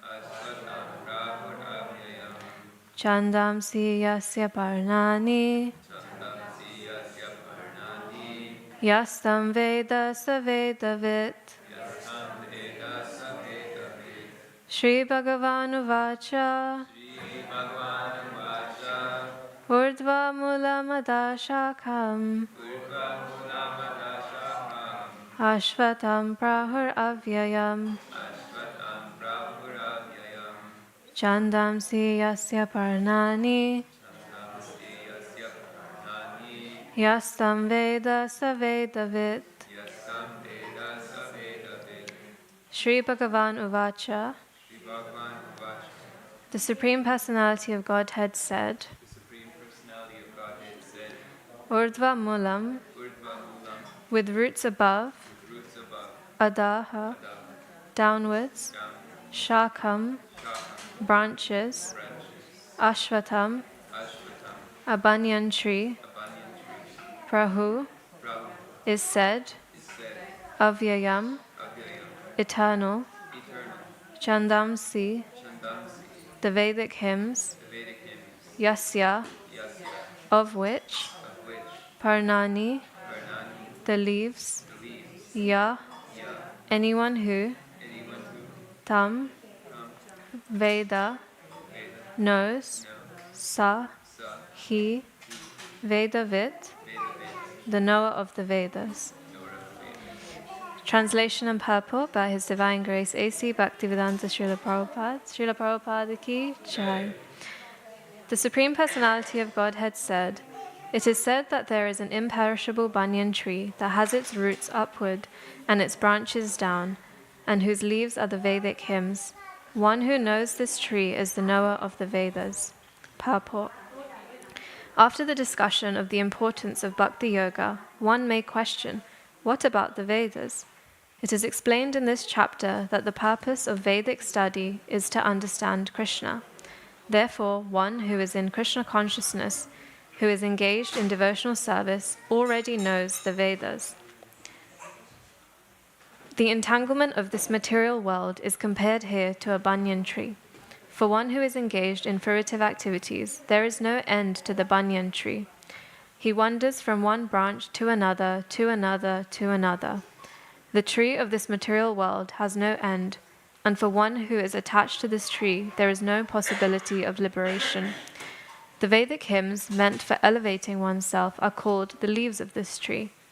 This tree's roots grow upward because they begin from where Brahma is located, the topmost planet of the universe. If one can understand this indestructible tree of illusion, then one can get out of it. This process of extrication should be understood.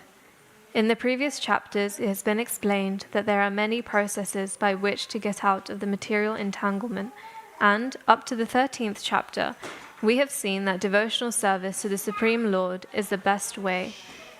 Now, the basic principle of devotional service is detachment from material activities and attachment to the transcendental service of the Lord. The process of breaking attachment to the material world is discussed in the beginning of this chapter. The root of this material existence grows upward. This means that it begins from the total material substance, from the topmost planet of the universe. From there, the whole universe is expanded, with so many branches representing the various planetary systems. The fruits represent the results of the living entities' activities, namely religion, economic development, sense gratification, and liberation. Now, there is no ready experience in this world of a tree situated with its branches down and its root upwards. But there is such a thing. That tree can be found beside a reservoir of water. We can see that the trees on the bank reflect upon the water with their branches down and roots up. In other words, the tree of this material world is only a reflection of the real tree of the spiritual world. This reflection of the spiritual world is situated on desire, just as a tree's reflection is situated on water. Desire is the cause of things being situated in this reflected material light. One who wants to get out of this material existence must know this tree thoroughly through analytical study. Thus, he can cut off his relationship with it. This tree, being the reflection of the real tree, is an exact replica. Everything is there in the spiritual world.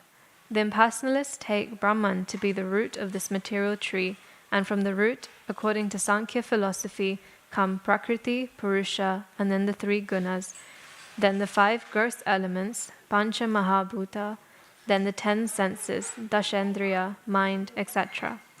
In this way, they divide up the whole material world into 24 elements.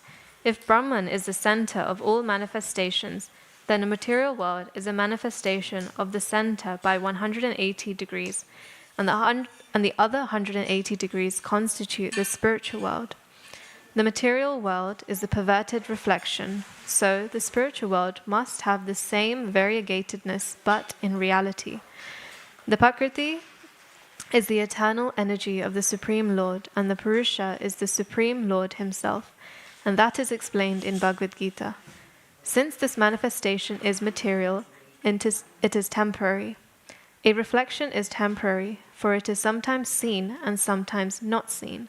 But the origin from whence the reflection is reflected is eternal. The material reflection of the real tree has to be cut off. When it is said that a person knows the Vedas, it is assumed that he knows how to cut off attachment to this material world. If one knows that process, he actually knows the Vedas. One who is attracted to the ritualistic formulas of the Vedas is attracted by the beautiful green leaves of the tree. He does not exactly know the purpose of the Vedas. The purpose of the Vedas, as disclosed by the personality of Godhead himself, is to cut down this reflected tree and attain the real tree of the spiritual world.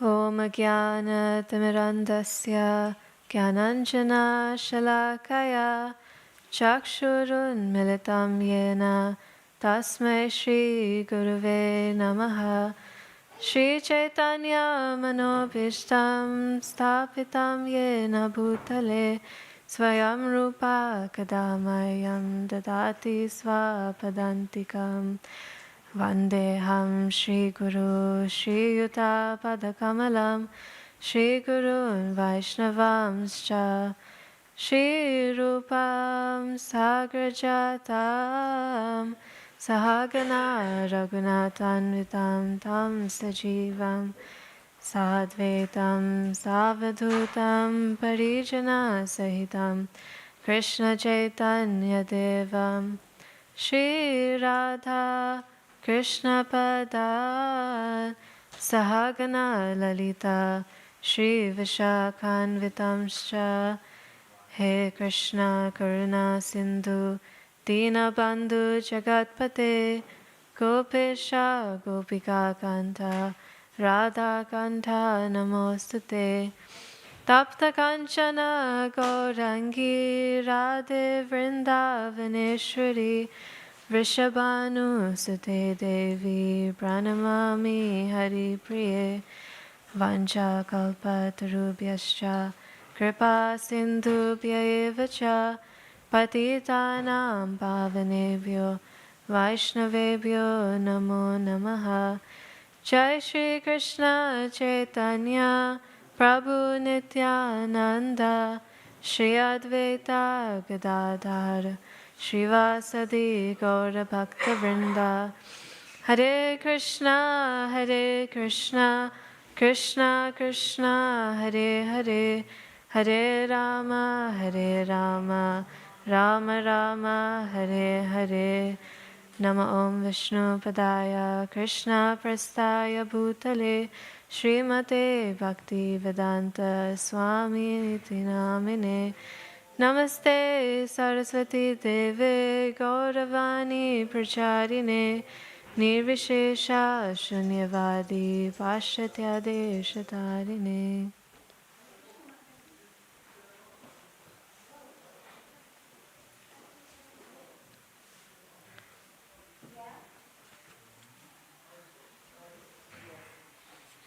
Hare Krishna, everyone. Thank you all again for joining today's Bhagavad Gita class. So, we are reading from text 1 of chapter 15, which is titled "The Yoga of the Supreme Person." So, we'll go through the purport. It was quite a lengthy one, so thank you for trying to stay focused. So, we'll just go through paragraph by paragraph and try and reflect on the questions and the points which Prabhupada has emphasized through this. So first of all, he is asking, or sort of brings our attention to this point of, as one studies through the Bhagavad Gita and they hear about the different processes of attaining self-realization, we gradually go through the steps of karma yoga, of jnana yoga, and ultimately we come to bhakti yoga. And so naturally this question may come about that, what about the Vedas? We're hearing about Bhagavad Gita in the practice of Krishna consciousness. We often speak about Srimad Bhagavatam and Chaitanya Charitamrita. So a valid question can arise that what about the Vedas amongst all of these? Aren't they also very valuable literatures to be taking guidance from? So within the process of Krishna consciousness, these scriptures provide us with a systematic process as which to reach a particular outcome. And for us, that means building ultimately our relationship with Krishna, elevating our consciousness, and reviving that forgotten relationship that we've had with Krishna. So in Sanskrit, there's a word called sadhya, which refers to the goal that we're trying to achieve. And for every sadhya or goal that we're trying to achieve, there will naturally be a systematic process by which one should follow in order to achieve that goal. So from a day-to-day perspective, if we're baking a cake, naturally, in order to produce an outcome of having a cake, then we follow a systematic process of following the recipe of that cake, so that as long as we know we followed it to the T as has been described in the quantities and the temperatures of the recipe that have been outlined, we will get this cake, we will get the product which that recipe is telling us about. So in a similar way, in the material world, we've also all had our material education. We've been presented with different subject matters of English, math, science, history, computer science, and all of these different pieces of knowledge have tried to either develop our understanding of the world, or different sort of facets of the world, different histories of the world, and at the same time through that also develop certain competencies, skills, and qualities. So for example, if we're studying history, we may have learnt about the world wars that might have happened. We may have learnt about the Cold Wars. We may have heard about the different political situations between the different countries, and may have even learnt about what one's residing country contributed successfully, quote unquote, successfully within that political situation. So on the one hand, we're receiving knowledge about that time period, but at the same time, more subtly, we're also developing, or the educators are trying to elicit us to develop a certain appreciation for our country, or a certain gratitude, or a certain degree of patriotism to our country. So in a similar way, Veda means knowledge, and the scriptures tell us that the purpose of Vedic study is actually to understand Krishna. But actually, why do we want to understand Krishna? What's the point of understanding Krishna? So you may have remembered earlier on in this verse, Krishna is referred to as the Supreme Personality of Godhead. Prabhupada specifically used this phrase to describe Krishna because each word has a particular insight which it gives us into who Krishna is and also our relationship with Krishna. So he specifically uses the word supreme to say that out of all the different demigods that there are, who are the expansions of Krishna, Krishna is a supreme amongst all of them. He is the Godhead. There are many different gods and demigods in that sense, but actually Krishna is the supreme Godhead of all of those. And he also uses a specific word referring to personality. This means that actually Krishna is a person. And if he's a person, that means there's relationship. This means that there is individuality, and if there's a relationship, then there is reciprocation also. So the Vedas therefore are offering us an opportunity to understand who is Krishna, and as a result of that understanding, we also learn who am I and what is my relationship with Krishna. So we can try and think of this in a particular analogy. We all have parents. We all know, can think about the relationship that we have with our parents. A way that a child will naturally behave towards their parents will show a reflection of their understanding that, okay, this individual is my parent. And that way of behaving will be exclusive to their parents. They're not likely to behave in the same nature, have the same requests towards other adults as they would have towards their parents. And so the Vedas, by giving us this understanding of who Krishna is, we're being reminded of that supreme connection which we've always had with Krishna, which we've actually been disconnected from. But in that situation, if the child didn't know that, this individual is my parent, then their way of relating to that individual may be more formal or less intimate. But until they're educated and told that, this individual is your parent, then their way of relating has an opportunity to change. And so this also applies to our relationship with Krishna. In one of the books called Teachings of Queen Kunti, in chapter 4, Prabhupada writes this really nice description on this similar point in the purport. So he says that Krishna is the all-pervading Supreme Personality of Godhead, but he is very pleased to become the son of Devaki. Krishna comes as Devaki Nandana, and his father is Nanda Gopa, Nanda Maharaj. Krishna likes to be related with his devotees who act as father and mother. Although here in this material world we try to make our relationship with the Supreme by accepting him as father, Krishna wants to become the son. Shri Shri Radha Gokulananda ki jai, Sitaram Lakshman Hanuman ki jai, Shri Shri Gaura Nitai ki jai, Srila Prabhupada ki jai. Krishna wants to become the son. He takes pleasure in becoming the son of a devotee. Ordinary men want God as their father, but that is not very pleasing to Krishna, because the son always bothers the father. Give me this, give me this, give me this. Then Prabhupada continues and he says, of course, Krishna has immense potencies by which he can supply as much as everyone wants. He supplies food to the elephant, he supplies food to the ant, so why not to the human being? But rascals do not know this. They work like asses day and night to find bread, and if they go to church, they also pray, give me bread. This is their only concern. They are only concerned with this bread problem.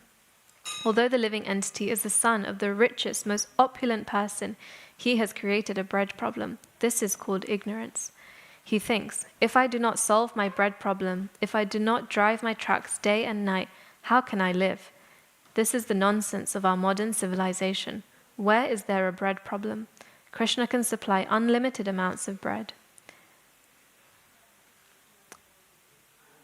So through this purport, Prabhupada is reminding us that the way individuals are relating in our modern civilization reflects their lack of understanding of their relationship with Krishna.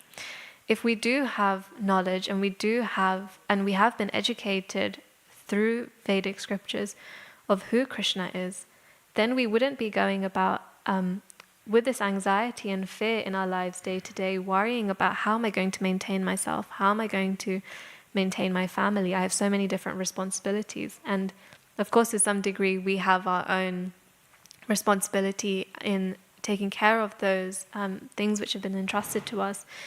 But in the ultimate sense, Prabhupada is saying that actually these Vedic scriptures, the essence of what he's saying is that the Vedic scriptures are reminding us of our relationship with Krishna. They're educating us about this relationship which we've forgotten about. We're suffering day to day, but actually he's telling us, you're the son, you're the daughter of the richest, most opulent person in the entire universe and beyond. Yet you're running around worried about how you're going to pay your bills, where your job is going to come from, where your food is going to come from. But actually Krishna is even looking after the animals. Later in the same purport, Prabhupada speaks about the elephants in Africa, and he says that even they are being supplied all the food from the elephant to the ant. Everyone is being supplied with the necessary resources that they need to maintain themselves. So why do we have this fear and anxiety? This is the illusion that we're living in. And so the purpose of these Vedic scriptures is to remind ourselves, to wake us up out of this illusion and recognize who we are ultimately connected to, and how we can then live our life in a way that reflects our understanding of this relationship. At the moment, we're disconnected. We don't remember that we are connected to Krishna, and so we are living in this fear and anxiety. And unfortunately, this fear and anxiety has become so normal to our lives that even if someone tells us that we're fearful or anxious, we may not even believe them because it's become so normal to our day-to-day way of being. And we may have all had this experience that when we come to the temple, we feel, I can, take a breath, or I feel a bit more peaceful.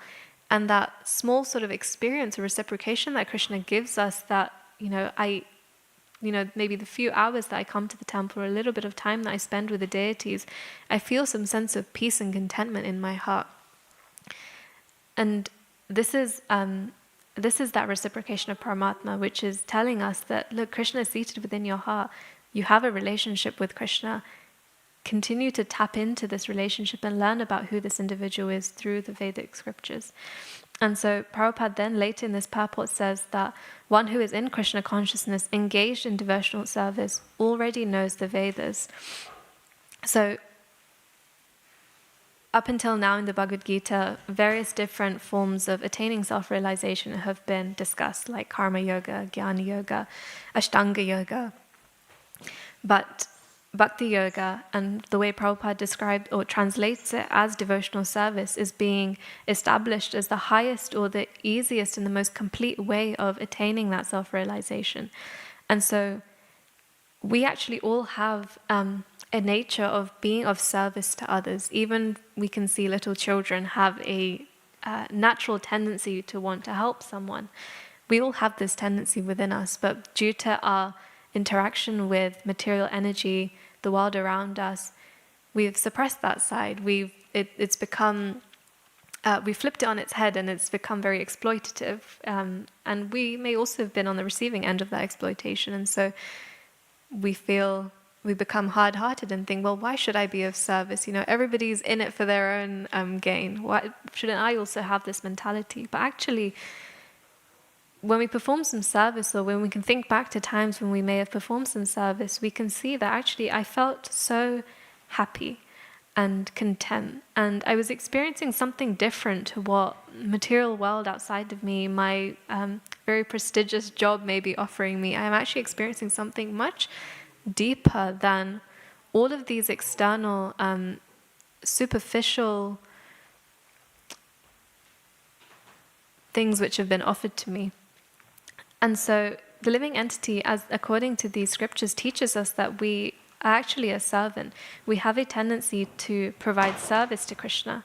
And so Prabhupada here is saying that one who recognizes and understands that they are eternally connected to Krishna, they recognize their relationship with Krishna, they recognize that they're a servant of Krishna, and as a result they relate to Krishna and function in a way which reflects that understanding that, yes, I am a servant of Krishna, that individual then engages in devotional service. And so Prabhupada says that someone who is engaged in devotional service actually already knows the Vedas. So you may think, well, how does that make sense? If you don't know the intricacies of the Vedas, if you don't know all the details, how can one say that they know the Vedas? But actually, if one is practicing devotional service, they've understood the essence of the Vedas. They understand what all of this knowledge ultimately culminates to. So if someone has understood the conclusion, they've at the same time understood all of the other information in relation to that conclusion.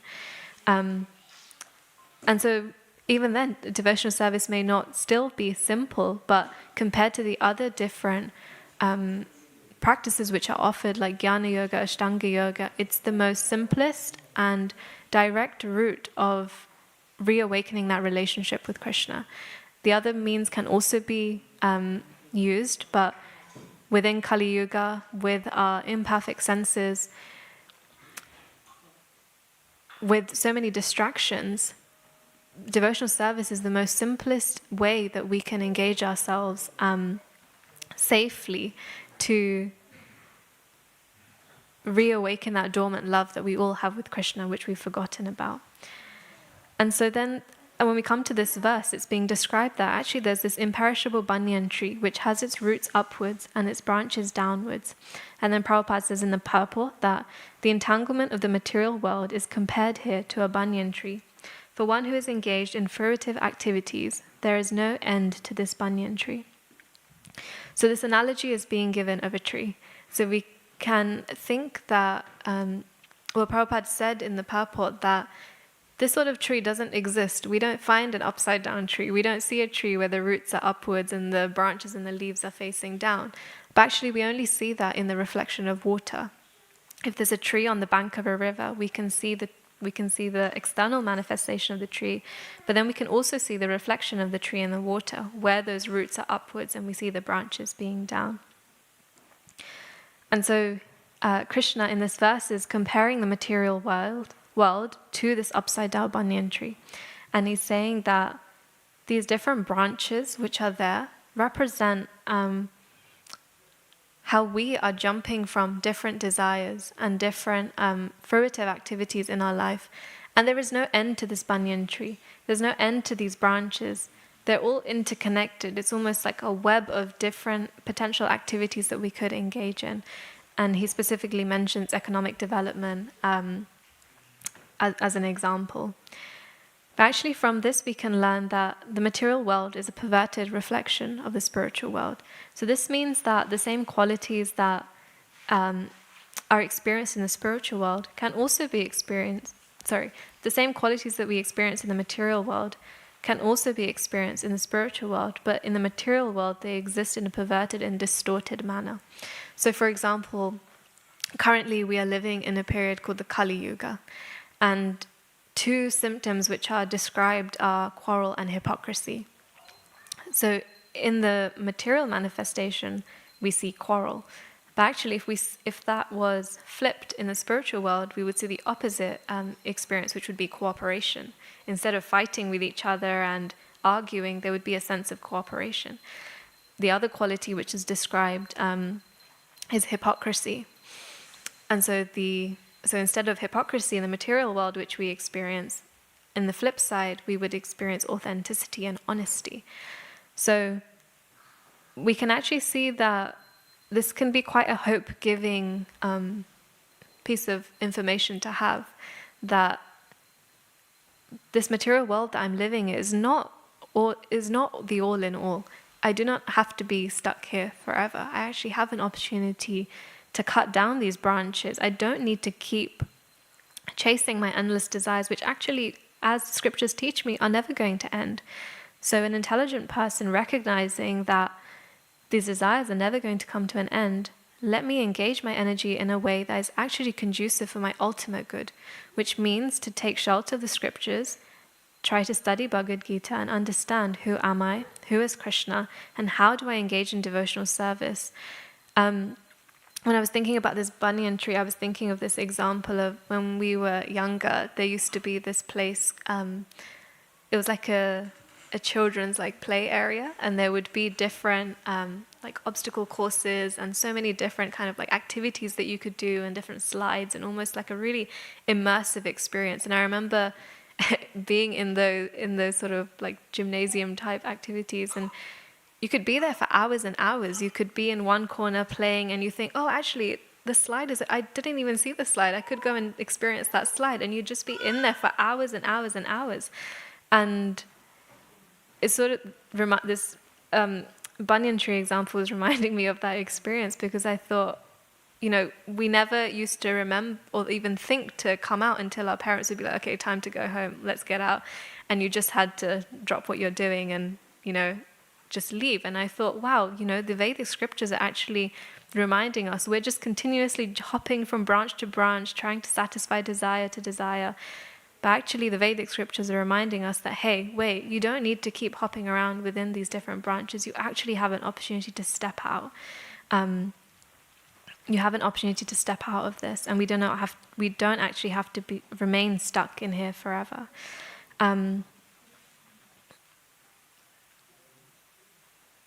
Yeah. So then Prabhupada continues on in the purport, and he says that many different processes by which one can get out of the entanglement of the material world are explained in the earlier chapters of Bhagavad Gita. However, devotional service to Krishna is the best way. Basic principle of devotional service is detachment from material activities and attachment to the transcendental service of the Lord. So we spoke about this web of branches which represent our desires, or sort of how the root of this entanglement is the desires that we have. We continue to play on these desires or try to act in a way to satisfy these desires, but actually we continue remaining entangled within the material world. We continue incurring karma, and as a result of needing to allow that karma to play out its due course, we end up taking on a material body. And this process continues and continues. But actually Prabhupada is saying that the basic principle of devotional service is actually detaching from these material activities. But how does this detachment come about? It's not just detachment independently, but it's actually attachment to transcendental service. In the Bhagavad Gita, it's explained that we develop a higher taste in order to give up a lower taste or something that is not conducive for us ultimately. We try and engage in activities of a higher taste, which mean that we naturally give up something of a lower taste. We can all think back to our lives. Most of us are all adults in the room. We don't, have the same taste of like playing with toys that we used to when we were younger, because we've grown up, we've matured, we have different tastes. We may, instead of playing with cars and dolls, now we spend time on social media. But the point here is that the taste or one is experiencing a higher taste so that you were able to give up a lower taste. And so in the same way, this material world is situated on desire. So this entire material world is almost like an arena to let us play out our different desires.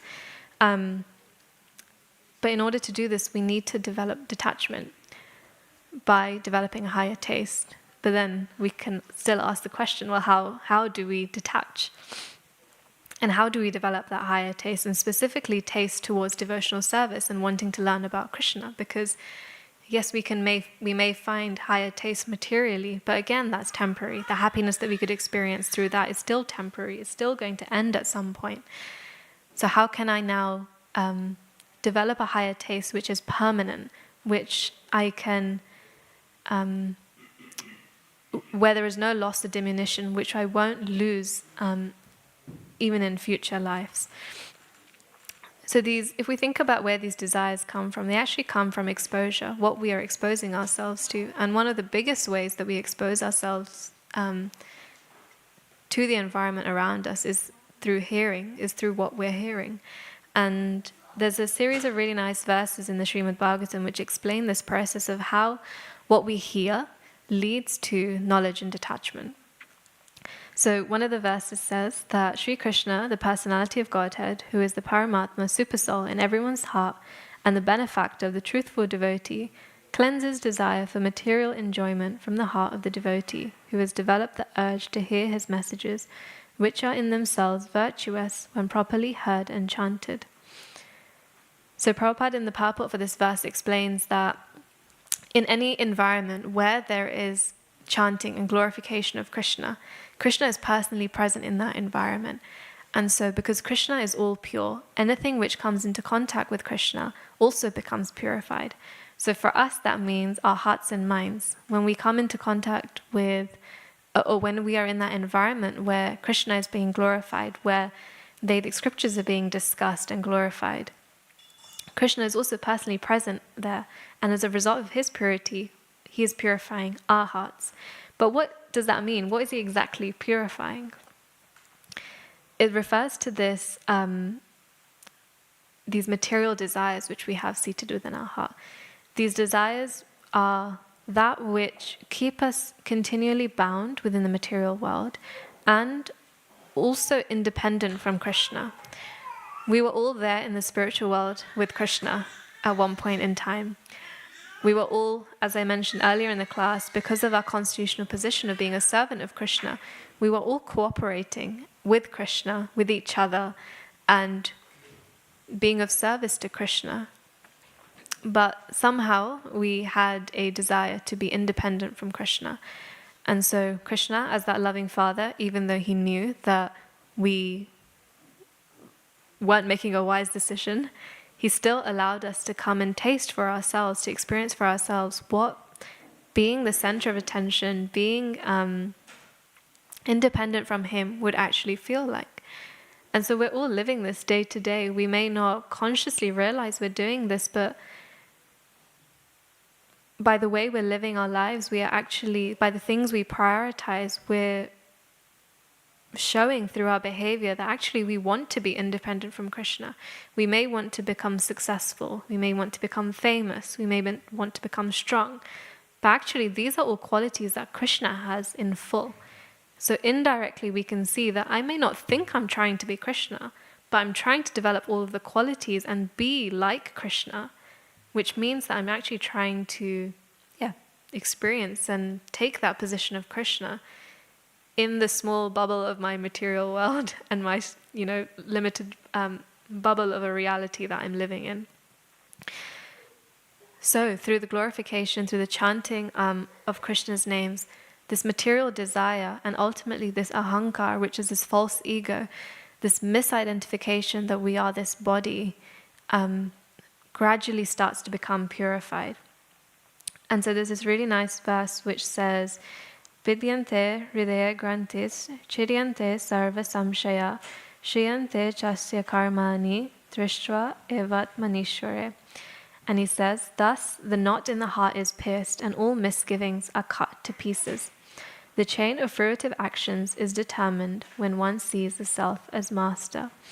And so Prabhupada in the purport for this verse describes that this knot, which is being described as being pierced, is that of the ahankar, the false ego, this misidentification that I am this body and that everything in relation to this body is also mine. So through engaging in devotional service, it actually puts us and almost challenges ourselves to take that position which feels so unnatural to us. We're all living our lives thinking that we are the center, that our lives, the world evolves around us. But actually through engaging in devotional service, whether that's looking after a child coming to the temple to help in the kitchen, maybe you do some service in the goshala to look after the cows.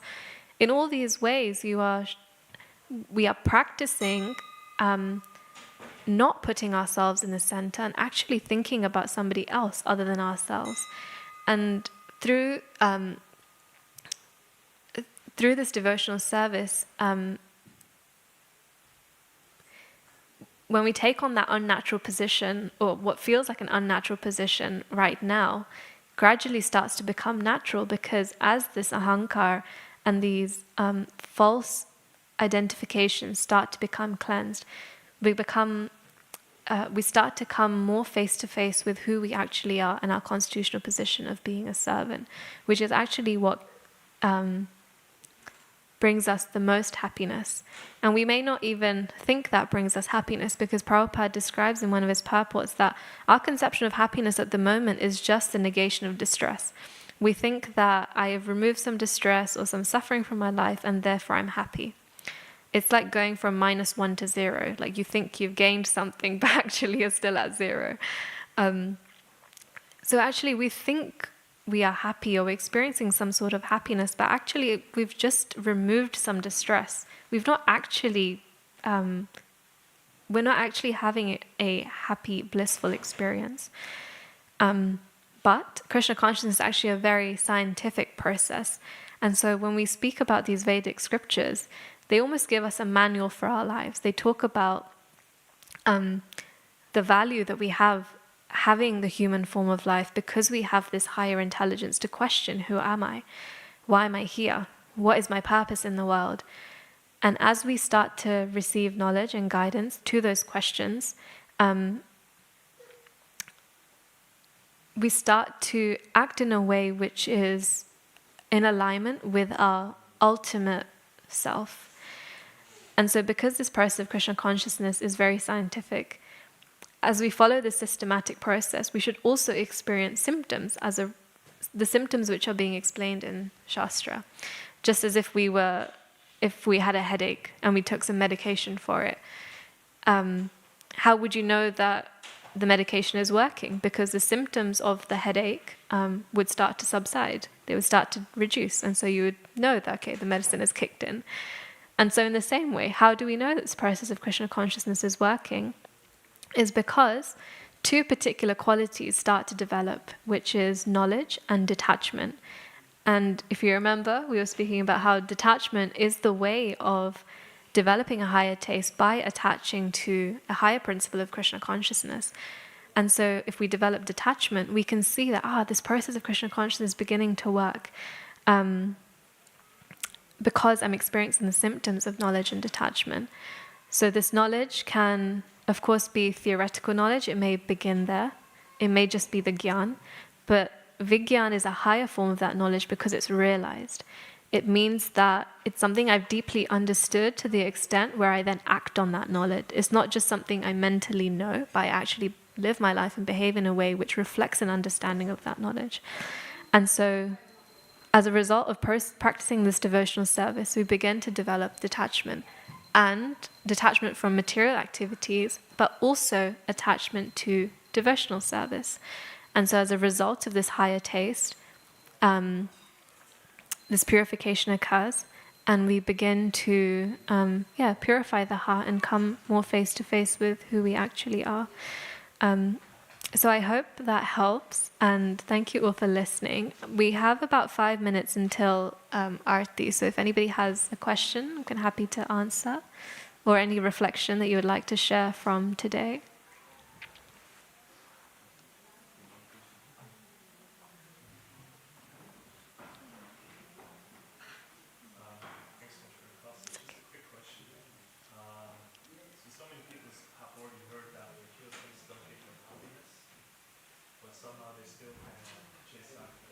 Yeah. I'm just wondering how can we somehow also permit other people that emotional service can give them more fulfillment. Yeah, thank you. So the question was that some people may not have that faith that devotional service will bring them happiness. So how can we sort of encourage or sort of facilitate for them to have that experience?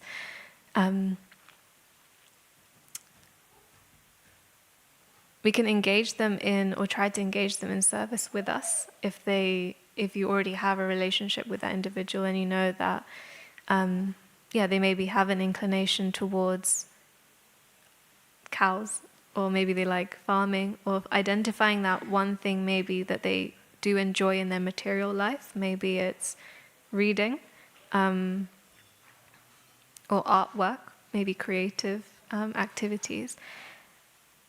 So that when they do engage in devotional service, it's not such a drastic shift, but they're already engaging or connecting to an activity which they did materially, but now they can see that actually there's a higher taste by doing the same activity as a means of devotional service. And sometimes it may just be a case of them coming to that recognition themselves, that and just sort of sitting with that experience that I engage in these material activities and this is the experience I have. Whereas the one time I went to the temple with this devotee or I engaged in this service, I actually felt slightly different. And maybe encouraging them to reflect on their experience to increase that impression. Because that's the issue, right? It's like the impressions that we get from the material activities are so deep that the devotional ones don't feel as strong, and that they don't feel we don't feel kind of or recognize how deep that experience actually is. But the impression is still being made. It's not deep as the material ones. So maybe helping to increase those impressions, but then also supporting to produce a conducive environment, like a sattvic lifestyle, so that those impressions can be deeper. If that helps. Thank you. We have Gora Arti at 7 o'clock now, so you're welcome to stay for that. Thank you all for listening. Srila Prabhupada ki jai.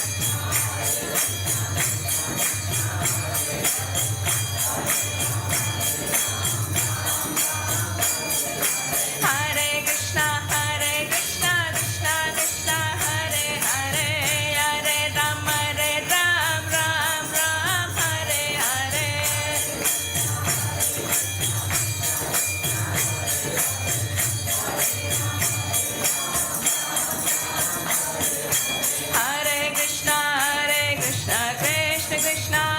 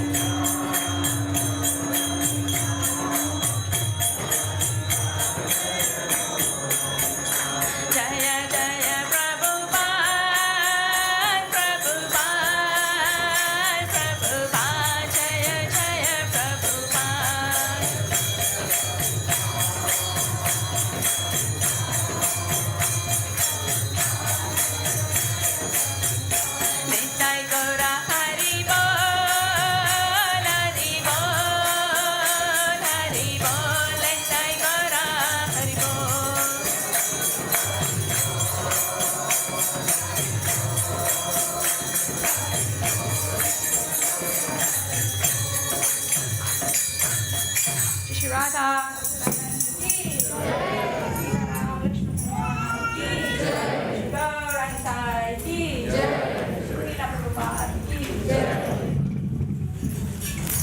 So now we say our pranam mantra. Okay, so either you pay obeisances on the floor or you could do like this. Jayong Vishnupad Paramahansa Ashtottara Shatastri Srimad Abhay Charanarubindo Bhaktivedanta Swami Srila Prabhupada Ki Jai. ISKCON BBT Founder Acharya Srila Prabhupada Ki Jai. Jayong Vishnupad Paramahansa Ashtottara Shatastri Srimad Sri Bhakti Siddhanta Saraswati Goswami Maharaj Ki Jai. Ananta Koti Vaishnav Vrinda Ki Jai. Namacharya Srila Haridas Thakur Ki Jai. Prem se kaho Sri Krishna Chaitanya Prabhu Nityananda Sri Advaita Gadadhar Srivasadi Gaura Bhakta Vrinda Ki Jai. Sri Sri Radha Krishna Gopinath Sham Kunda Radha Kunda Giri Govardhan Ki Jai. Sri Vrindavan Dham Ki Jai. Sri Mayapur Navadip Dham Ki Jai. Sri Jagannath Puri Dham Ki Jai. Ganga Mai Ki Jai. Jamuna Mai Ki Jai. Bhakti Devi Tulsi Maharani Ki Jai. Harinam Sankirtan Ki Jai. Samavita Bhakta Vrinda Ki Jai. Nitai Gaur Premanande Hari Hari Bol. All glories to the assembled devotees. All glories to the assembled devotees. All glories to the assembled devotees. All glories, all glories, all glories to Sri Guru and Sri Gauranga. Srila Prabhupada Ki Jai. So now we will have our nourishing prayer. So if you could be seated all and try to sing if you can. It is on the board.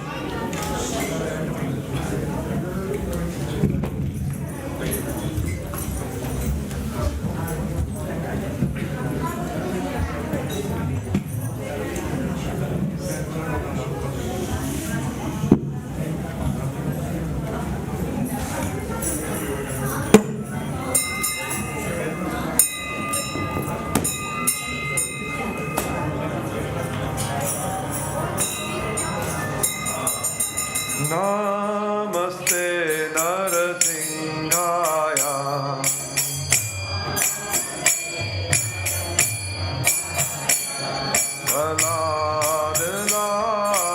Praladadadaine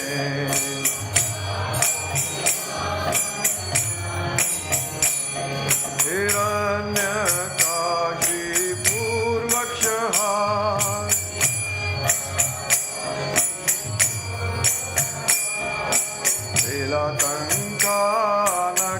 Kankana-kalaye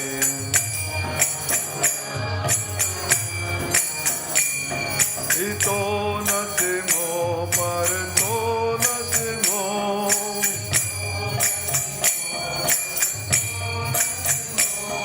Ito nasimo parto nasimo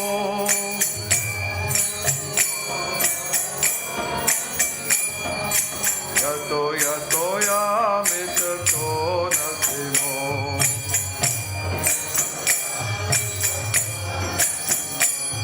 Mahe nasimo hridaye nasimo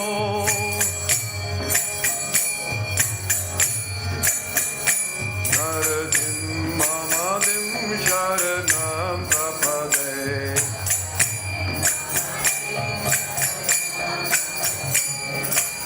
Avakar kamal vare nakha adbhut shinga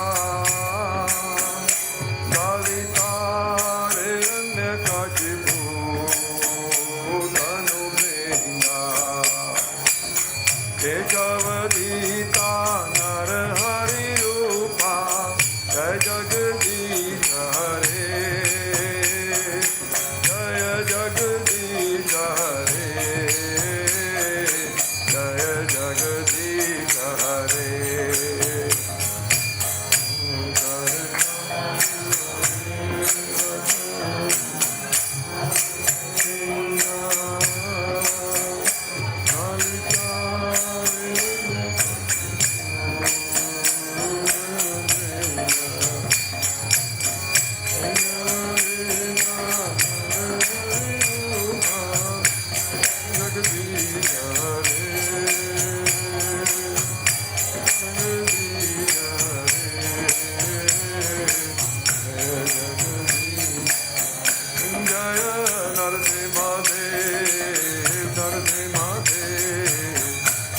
Narasimhadev, Jaya Narasimhadev.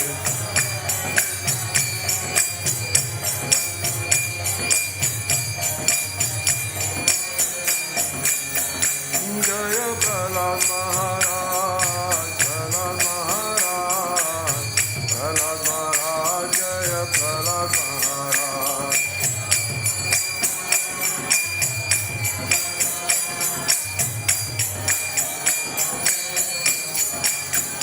Jaya Jaya Prabhupada, Prabhupada, Prabhupada, Jaya Jaya Prabhupada.